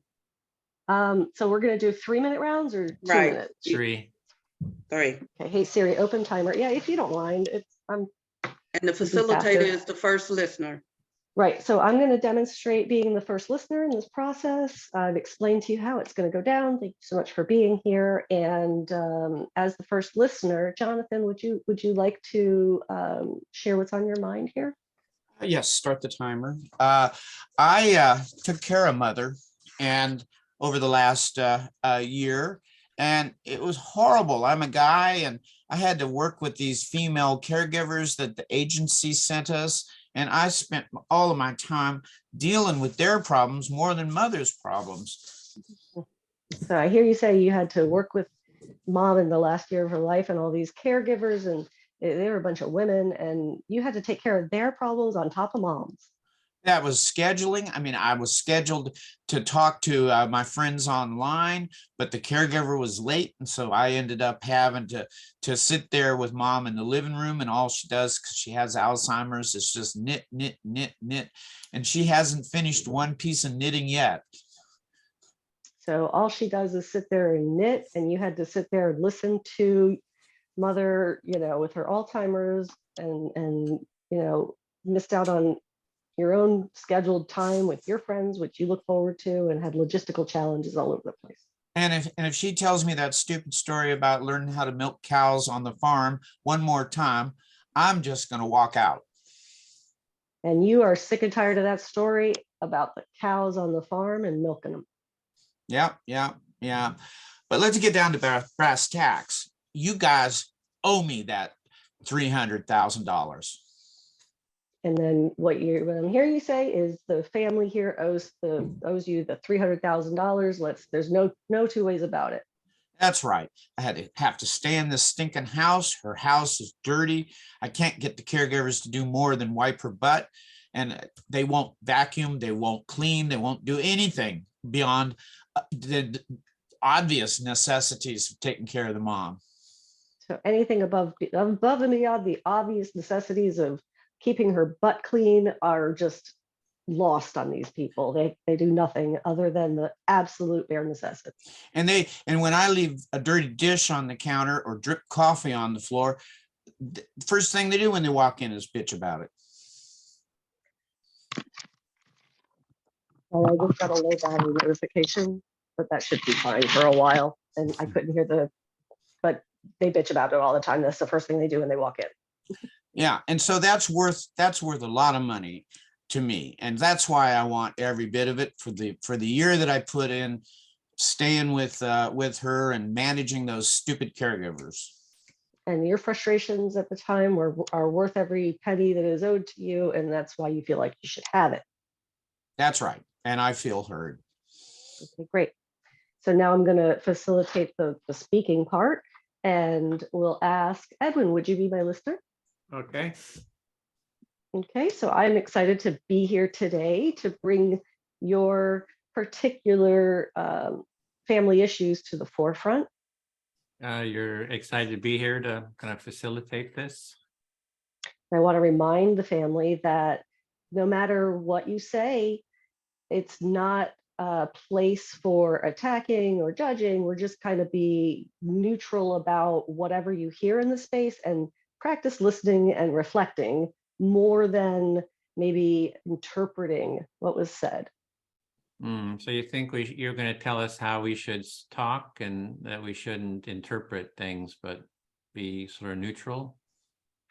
I'm going to refrain from using the word should, because it really is, there's no wrong way to be in this particular empathy, restorative empathy circle. Yeah, so you're going to take the should out of it because there's no specific way to be here. And I don't want to should all over you guys. And you don't want to should all over us. And that's it. I feel fully heard. Okay. Thank you. I'll speak to Sister Linda. Sister Linda is here for you. Yeah, so, I took care of Dad for 2 years when he had Parkinson's and was just, couldn't, just was totally immobile. So that was like 2 years worth of, really serious work. And it kind of bankrupted their both mom and dad. I mean, all the money was used up by his care. So what I hear you saying is you're letting us know that you took care of Dad and he was not mobile most of the time. And with the medical bills, it took a lot, kind of ate up Mom's and Dad's savings. Yeah, so they had to sell the house, and fortunately, Jonathan was able to stay there for a while with Mom, and so they were basically penniless. So now we just happen to we have this $300,000 life insurance policy, and we got to kind of divide it in a fair way, something that's fair. Okay, so now I hear you say, brother, that you want to be fair in the division of the money, and that Mom and Dad, they ended up selling the house, even though Jonathan got to stay there for a while. Yeah, and I put in well over $300,000 in Dad's care. It was a lot of medical bills that I paid out of pocket. So I really think that that money should go to me to cover all the bills that Dad had. I'm even still in debt from it. I had to borrow money too, so I'm even in debt. For all that care, and I was fine. I was good with doing it. I love Dad. I love Mom. I'm sad, really sad that they've passed. But I do feel that I should be compensated for those 2 years and all the money I put into Dad's care. And it was me who did it. None of you, contributed to that. So what I hear you saying, brother, is that you took care of Dad, even though you want us to divide or you think the money should be divided fairly. You're telling us that how much money it costs you personally to take care of Dad over this 2-year period. Yeah, and I'm not even talking about my time. It's a huge amount of time to just the personal care. I know Jonathan put in a lot of time, but I'm not even counting the time. I'm just kind of giving away the time. So I think Jonathan should give away we just give away the time. We just go for the actual, core expenses that we divide. We pay off all the core expenses and just divide the money that way. That we did it out of love, that's fine. He put in a year taking care of Mom. I put in 2 years taking care of Dad. We don't charge for our time, but we just charge for the actual, physical bills that we did. Okay, so what I hear you saying now is you want to flip the script and you don't want us to consider the time that we put into taking care of Mom or that you and Jonathan put in taking care of Mom and Dad, but just the expenses incurred. Yeah, exactly. Yeah, I feel heard. Okay. So now I get to speak to Jonathan. Okay, big brother Jonathan. Glad that you're back in the States so we can communicate face to face. I hear you're saying that you're glad to see me back in the States so that we can talk face to face.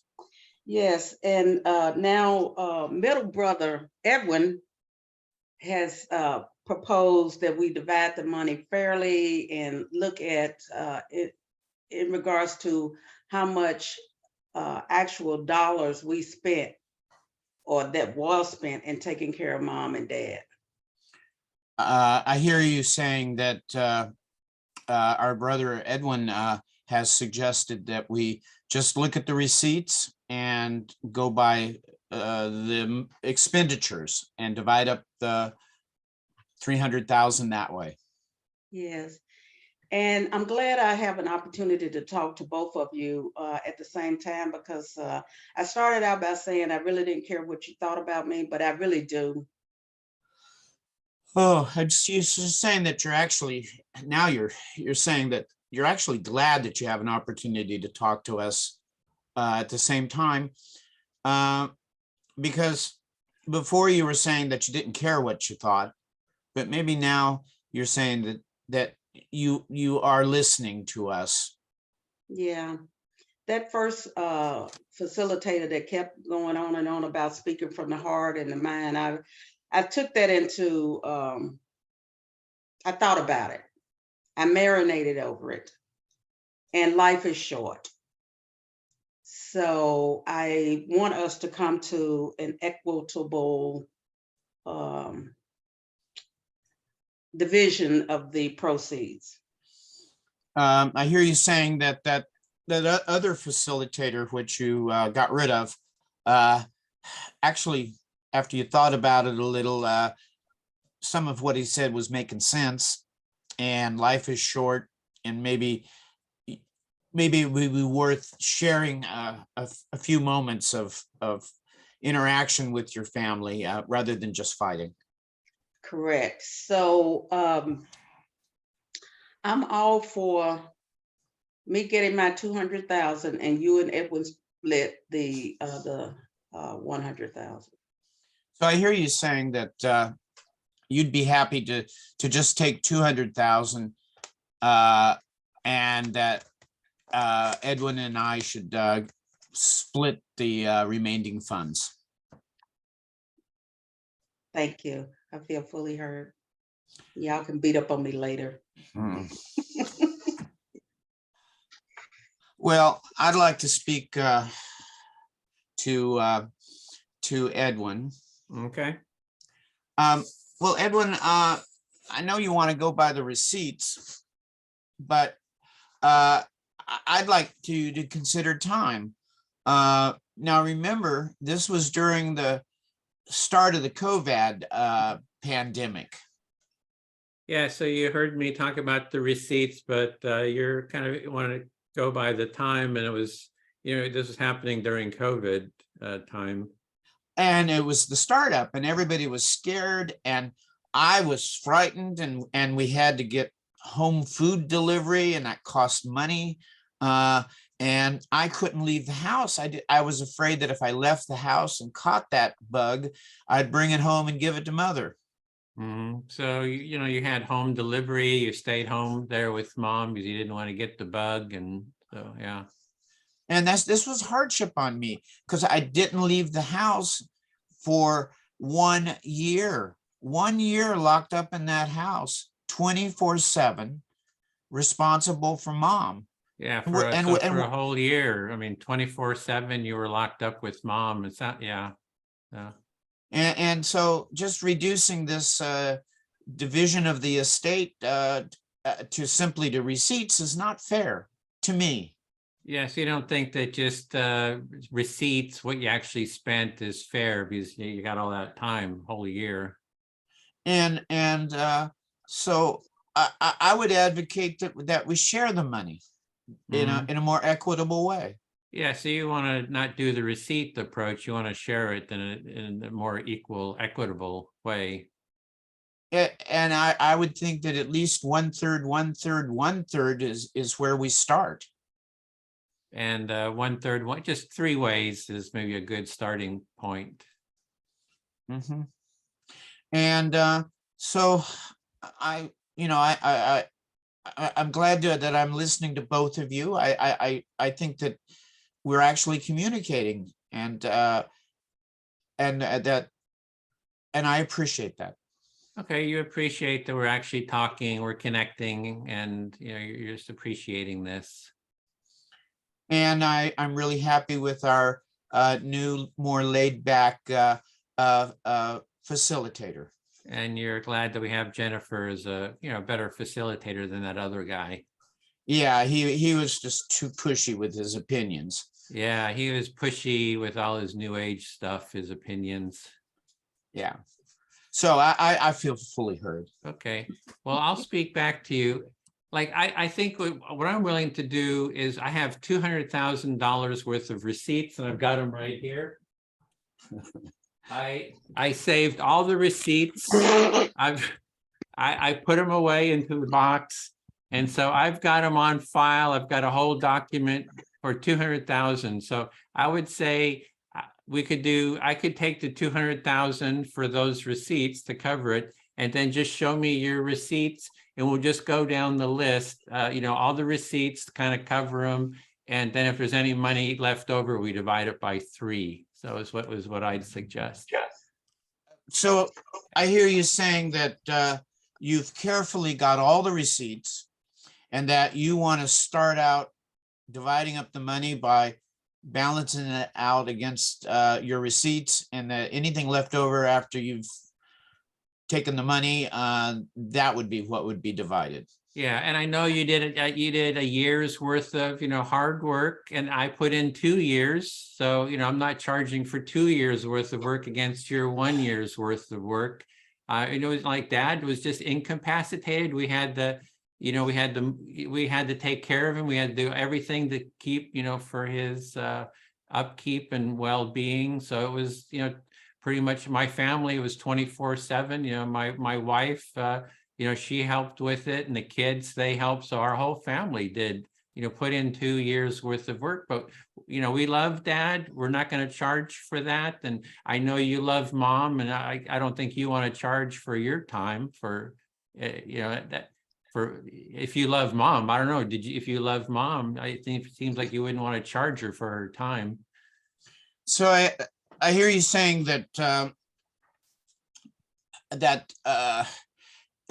that it's complex, and that when you were taking care of Father, you actually spent 2 years, and you lost time from that you could have been spending with your family, and that I hear you say that you're acknowledging that we both loved Mom and Dad, and that but you have a real need to collect what's due you from as represented by those receipts. Yeah. And that you're not talking about the 2 years you spent with Dad. And so why am I talking about the 1 year I spent with Mom? Yeah, I'm not complaining about taking care of Dad. It's not that, hey, he took us away from my family. My whole family, it was our whole family project, to take care of him, because we all love Dad and we want to take care of him. And, it was our pleasure.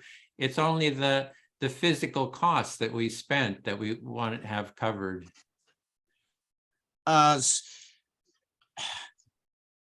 You just want to focus solely on the physical cost. Mm-hmm.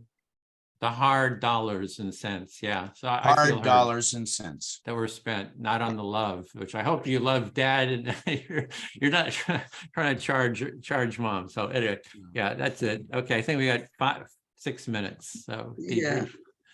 Thanks. So that's it. We're good. Okay. That's awesome. That was fun. Debrief. Yeah. How was that for you guys? I'll let Jonathan go first.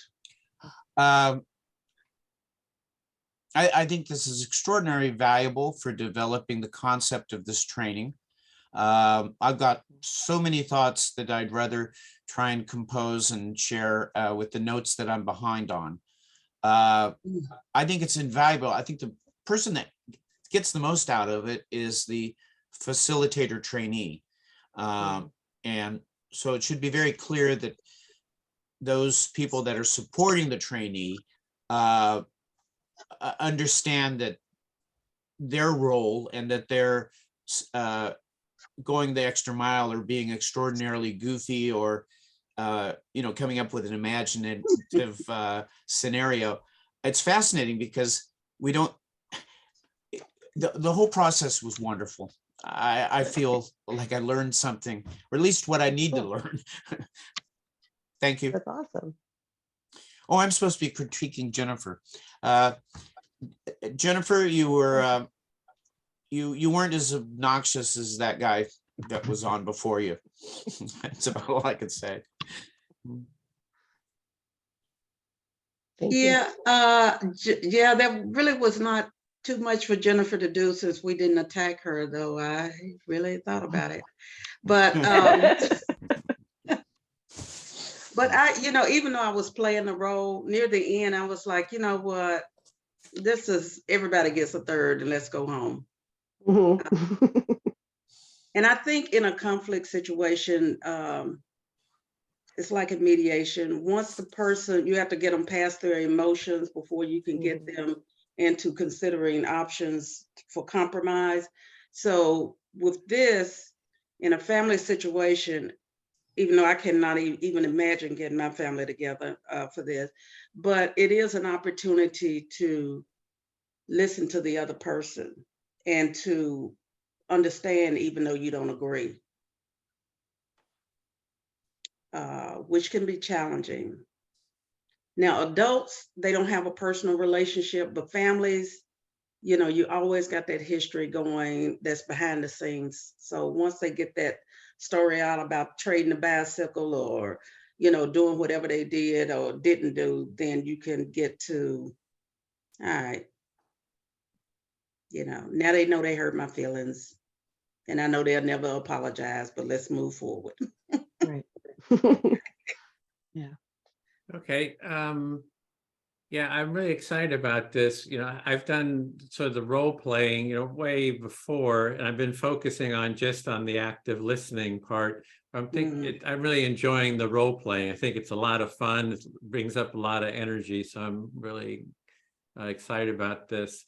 There was a little bit in the beginning, like Jonathan did, he's telling us how to be. I thought you had a little bit of it, and then you sort of backpedaled it with the shoulds. Mhm. You caught it, absolutely. Yeah, there was a bit of that. So you never want to tell people how they should be because you feel it as a participant. You feel like, oh, this person's telling me how I should be. It's like, right. You can be as anything that you want. It's like, then their spirit feels open. They don't feel like constricted. And I think you caught it with the shoulds. You didn't want to put any shoulds in there. I felt it as it was coming out of my mouth. I'm like, oh, there it is. Yeah, there it is. And that's the thing that people will turn, like we did on Jonathan, to attack these little things. So that was the only thing that I really saw. The rest, everything flowed. It was a lot of fun, and I see this. Go ahead. I was just gonna. I had a quick analogy while I was facilitating that as the container, because I like analogies. It's almost like your job is to let the water get boiling hot for people, but without them getting burned. Like it can get up to any temperature and they can be however they want to be, but to bring your family in and say, let's let out the tea kettle and it may go steam, and then, like you said, you have some space to say, let's be reasonable, 1/3 and let's go home, But I think if people have that opportunity to let that hot air go, then there's something else available. Exactly. People have a lot of pent up emotion to begin with, and it's like you're free to let it out. And once they kind of vent it, even if they're sort of a bit abusive in their language, name calling, they get it out, and then it's gone. It's out there, and then they start getting past all that and get to the real. And I just see it over and over and over again. So so it's trusting the process. Trust that free speech, free expression eventually will, and everybody listening to each other will eventually transform the space to create that culture. And there's no problem you can't handle, right? Like there's just really nothing that could happen. The worst thing that happens is you close your computer, like. Jonathan has something to say. Jonathan. our room's leaving. I'm gonna save it for the notes and say I really enjoyed everyone's company today. I think this is extraordinarily valuable, but I think it's going to be very hard on the newbies. I think it's going to be interesting to hear well, let's wait a few minutes and let's see how everyone else did. Yeah, yeah. We shall see. Hey, Kara. Well, that was exciting. I thought so.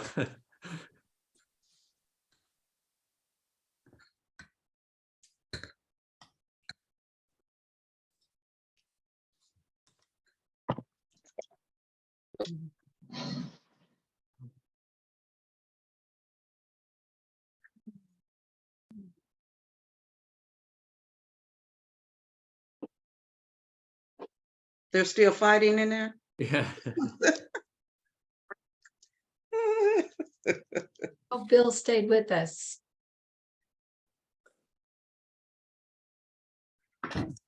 Yeah, repair people are never there when they say they'll be. Yeah, it's like True.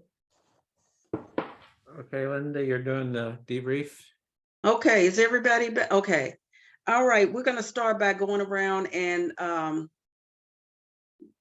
BJ, when you are you okay able to show yourself? Let's start with you and you know, how you felt about the whole experience, suggestions, questions, comments, what, you know, your insights, what did you learn? Okay.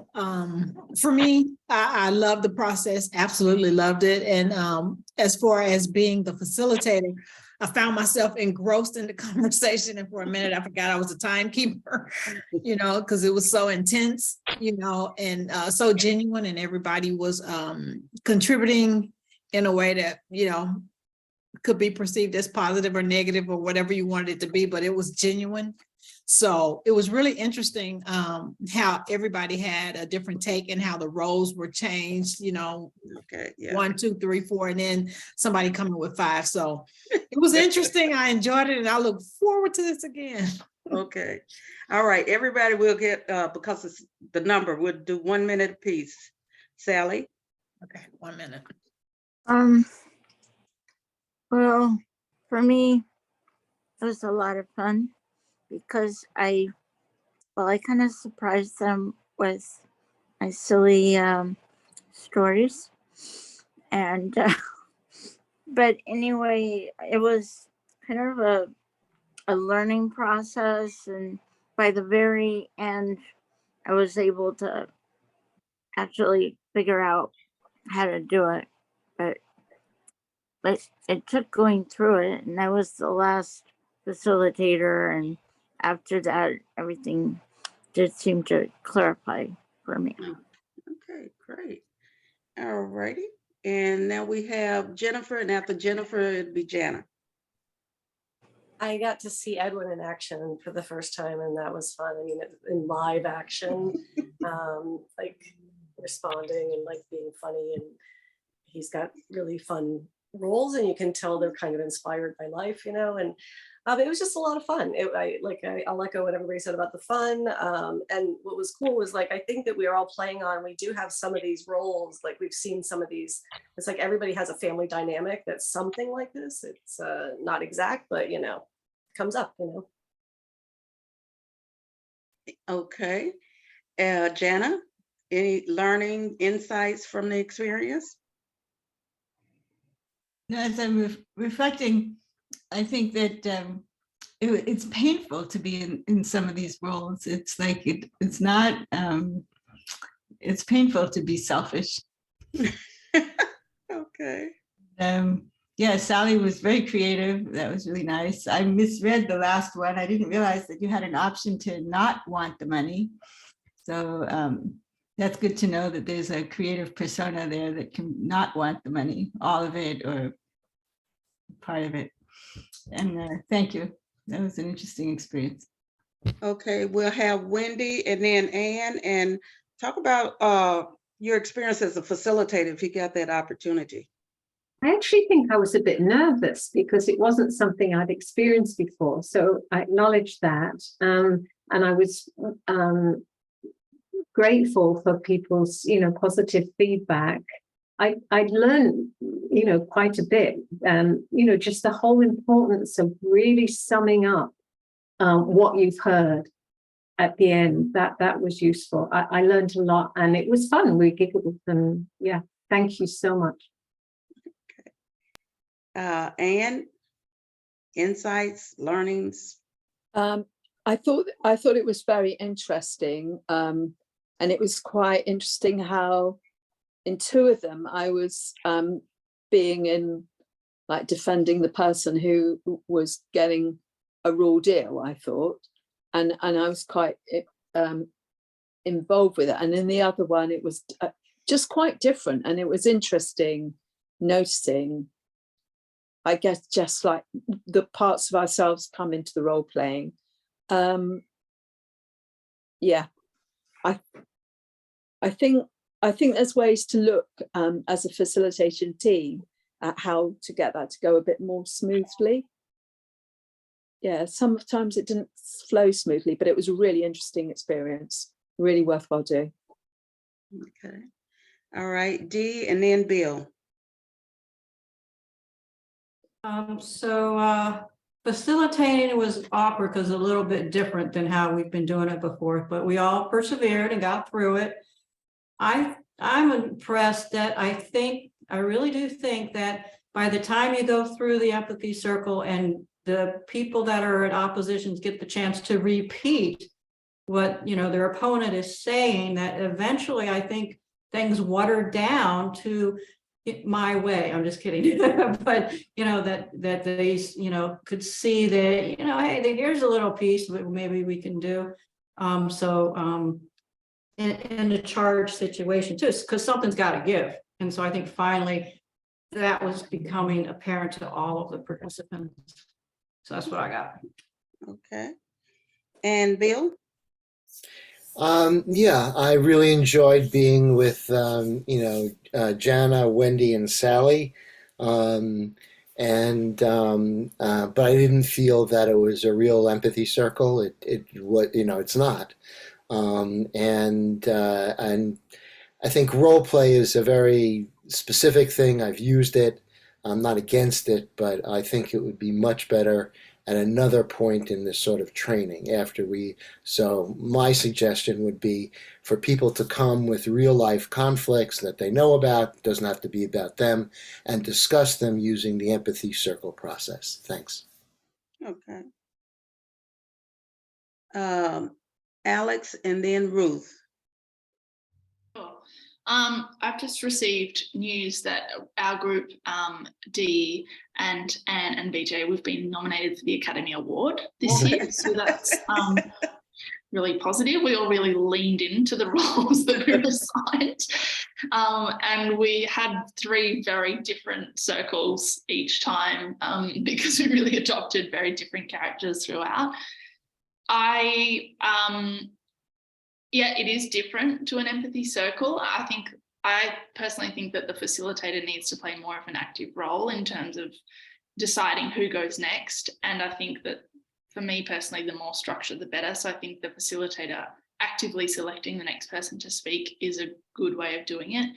I echo some of Bill's thoughts too. I think that I got a bit bored of the inheritance scenario by the end of it. Like I was ready for 3 different scenarios each time.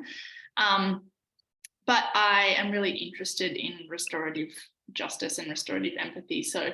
And I really like this model. So I'm interested to keep unpacking how they work and mesh together. And thank you for all of you that have shared so far. If you would make sure you give us some feedback in writing, that would be great.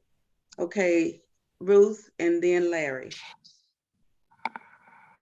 Yeah, we had some very extreme roles. We had altruist, a victim, a martyr, an empath, and a liar, kind of a delusional person. So yeah, it was a very different experience to an empathy circle. Okay. And there was a lot of narkiness and but yeah, and slightly a weird feeling of playing the role and then watching yourself play a role. yeah, I also felt a bit bored, and I was glad when things started to move towards signs of people actually getting each other's, perspectives. Yeah. A lot of patience needed. Yeah, thanks. Thank you. Larry? Yeah, I was a bit apprehensive coming into this. I didn't know what it would feel like. But then once I selected the role and began playing that in the group, I noticed, hey, this is fun. And then I started noticing that, human beings, we're really all playing roles all the time. So playing this elected role gives us an insight into the fact that we're all playing some kind of a role. And I really enjoyed the process a lot. It just brings up a whole relaxation to the seriousness of this topic. So I really loved it. I really enjoyed it. Everybody was great. All, Oscar winning participants. Thank you, Larry. Kathy, and then Cara. Yes, I agree. It was fun. And to me, it was no different than our empathy circles. It's just that the facilitator will be guiding what's happening. And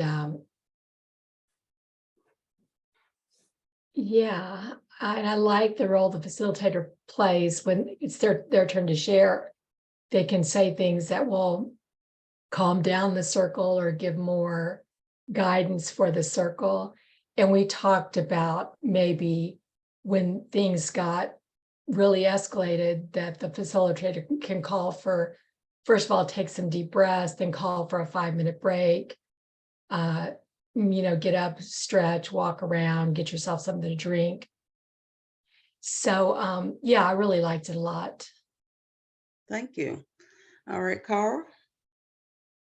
Yeah, so I'll talk twofold. As a participant, I found that it was both fun and 100% triggering, but that I learned through that and watched, could see how the empathy circle worked it out, even while trying to hold on to a character and focus on that part and deliver it that way. You started to run out of stuff because you were getting the empathy, which I found fascinating as a participant learner. And then as a facilitator, I learned wholly new bunches of tools. I learned to talk slower. I stopped taking my full time. I didn't think of myself so much as a participant, but as a guide. So I would take my turn to remind everybody that, this is hard and these are big things and this is the process. And we're just going to be here for that process. There's no solutions, taking a chance to relink everybody to why we were there. And I'd only speak for a fourth of my time and then pass it on, which I will use in future circles. So I really found, I didn't come in with ideas, but I really found value in this experience. Okay. And Jonathan? Because I was in the room with you. Go ahead. Well, I had a wonderful experience as a facilitator. What I learned is what not to do. And that's use the word should. When it was my turn to speak as facilitator, I tried to calm things down and I used the word should. And my group rebelled against me and spent the rest of the session discussing how to fire me. Anyway, it was a wonderful experience. I'm telling you, it really helps me to avoid that type of pitfall. And the whole point of this is actually to get out in the world and do something with this knowledge. And if you pick the wrong words, you trigger people. And I picked the wrong word. Okay, I'll share and then let everyone share since he's the guru. I found it easier as a participant to listen because we were all on the same topic or whatever, and I had a dog in the fight. So I found it easier to listen. As the facilitator, I think we could, like we give challenges in the regular circle, we could probably have some training on what to do when you, as the facilitator, when you're attacked, when they deflect or project all of their energy on you. And we did on Jonathan, and I think he did really well. You know, because that can happen. People can, rather than focusing on sister or brother or the other adults in the room, as I told them, when it's a family, you have family dynamics, which is different from when they're adults in the room and they don't have any familial relationships. So I found it easier to listen, and I think if we could do some practicing on what to do as the facilitator when they deflect and they come after you. It was I liked it. So Me too. so I'm done. Edwin. Okay. In our group, there was the facilitators would, to varying degrees, would tell the participants, oh, you know, speak from the heart, or telling people how to speak. It's like, and that's where, you know, Jonathan said, oh, speak from the heart. And I went after him. How dare you tell me how to speak? We got to fire this guy. How about we want our, not only that, we want our money back. You know? So it's just, it's like, that's the one thing you don't want to tell. It's like, you can just say that people are free to speak however they want. And, you know, everybody appreciates that. Oh, I get to speak. And, you know, maybe to begin with, there'll be some harsh words, some strong energy. But slowly, once that gets expressed, the tension will go down eventually, given enough time. And then people will kind of be more, you know, kind of be more constructive, you know, basically. So you got to kind of purge that energy. In terms of attacking of the facilitator, you know, you just kind of stay in the process. You say, oh, you just reflect back the attacks, and then you just speak. I think it was right on, Kara, what you were saying about you don't have to use all the time. You know, just say a few words. You don't have to fill that 3 minutes or your time. It's like you say, oh, I'm really glad to be here, really want to support empathy, and then I feel fully heard. You don't have to, you know, fill that time. That was exactly kind of on the mark there. So, and then you're there as a facilitator, that sometimes the participants are so angry with each other and they don't feel like the other is going to really hear them, that they want to be heard through the facilitator. So they'll use you as like a mirror to be really heard well. And then, so that's a really important role. And we didn't want to do challenges here. You know, some people are saying, oh, it's a little boring. You know, we don't want to, you know, we want to do baby steps here. Get familiar with this, get comfortable with it. If we do a full training, you know, 6-7 weeks, we'd start throwing some challenges in, people not following the rules, being angry. You know, what do you do in that situation? And family is the toughest. Like I talk about family mediations, and they say that's kind of the genius level, right? If you can work with your family, long history, you know, it's a lot to deal with. We had a team. I think Jenna and Wendy were on that. I think that, and Kara, that we're working on defining empathy. So we have the empathy as a way of being, is the overall sort of definition. It's a way of being. It's just not, you know, one little thing, I listen to you, but that makes up, that way of being is made up of different facets of empathy. One facet that we do a lot in the empathy circle is just listen to others, so that other-oriented empathy, listening to others. There's also like self-empathy, listening to yourself, and the imaginative empathy is stepping into a role.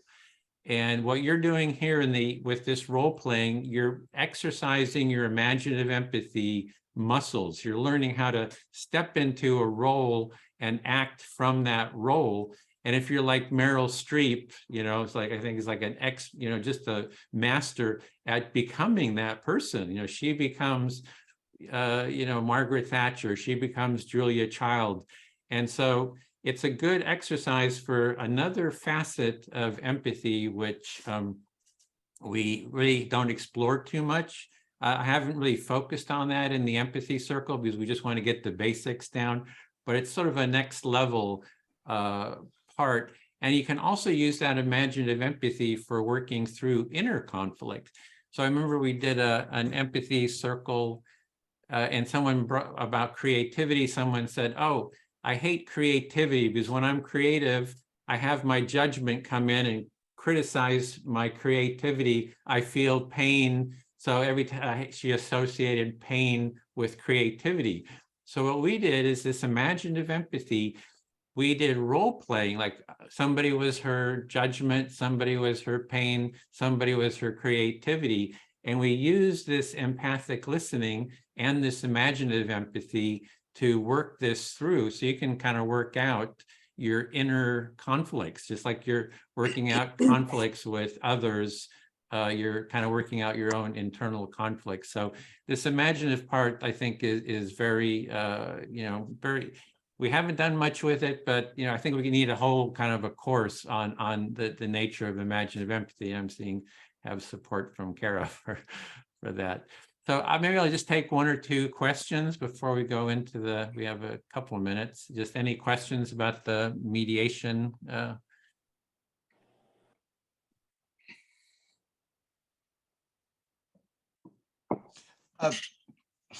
Edwin, yeah. So if I catch up with Santa Cruz Extinction Rebellion, am I going to see all those people that I saw? Are they doing empathy circles? Well, that's the thing is I had in the circle, they didn't want it recorded. They initially said they would, but then they elected not to. So we just have the pre-circles. No, not now.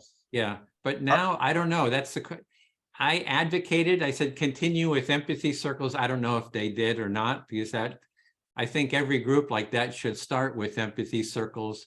And that's part of the restorative empathy circle arc, is that as a group, you start with practicing empathy circle practice before you have the conflict, right? So you start building that container, that practicing in your group starts building that container. You're strengthening the walls of that container so that if a conflict does come up, you're already a step ahead because everybody already knows the process. Or if somebody has a conflict, they can reach out to somebody in the group and say, I need an empathy buddy call to work something through. So that's why we do the empathy buddy calls, is because you are sort of practicing that skills. And your empathy buddy calls are also good for preparing you to do the pre-circles with people in conflict. So, but basically your question, I don't know if they continued. I kind of doubt it. I think they just kind of went on their merry way afterwards and just, I don't know what happened. So one more question, I think we probably have time for before we close. Okay, well, looks like there are none. So I guess we're ready for Wendy. Yes, Were you doing yes, closing? thank you. Thank you, Edwin. Larry, Linda, Bill, Anne, any final trainer comments, please? I think this is a good focus for conflict resolution because whether it's political, religious, family, children, schools, whatever, we all will have conflicts or disagreements in our lives, and this, practicing this and how to handle it without internalizing it, the conflict yourself as a facilitator would be great.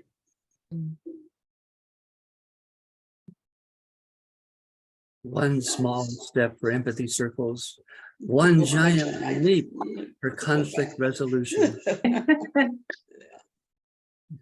Thanks. Bill, anything? No comments. Thanks. Okay, thanks. Anne? Yeah, I think that the more handle we can get, each of us can get on dealing with conflicts, then the better it is for us. So I think it's a useful skill to take with us, because there are conflicts, disagreements all over the place, and it can really help. Thank you. So let's review what we did in this session. Participants practice facilitating a short restorative empathy circle. We provided time for doing this by skipping the how-to introduction. We debriefed the experience at the end of the empathy circle.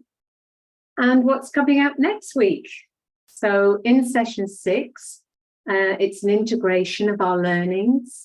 We'll hear any questions, feedback that you have about the whole training, and we'll have a discussion about your next steps. We'll revisit the values of a culture of empathy now that we have experienced this training. In terms of assignments, Edwin will kindly send out an email, and in the chat there is the reminder of the need to fill in the session feedback survey, and please put in there any questions that you have that can be addressed in our final week. Please hold your empathy buddy call, that really reach out to each other.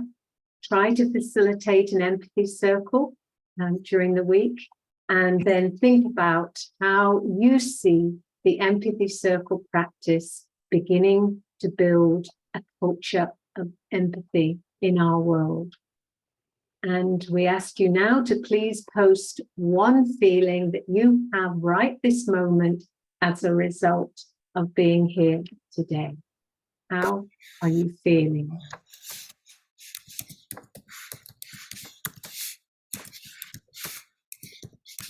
Wow. Excited, energized, joyful, satisfaction, grace, energized, peace, supported, good to reconnect with everyone, learning, hopeful, grace, some great words there. Thank you. So let's all have jazz hands as we say goodbye, and hopefully see everybody next week. Thank you, everyone. Thank you. Bye. Bye-bye. Thank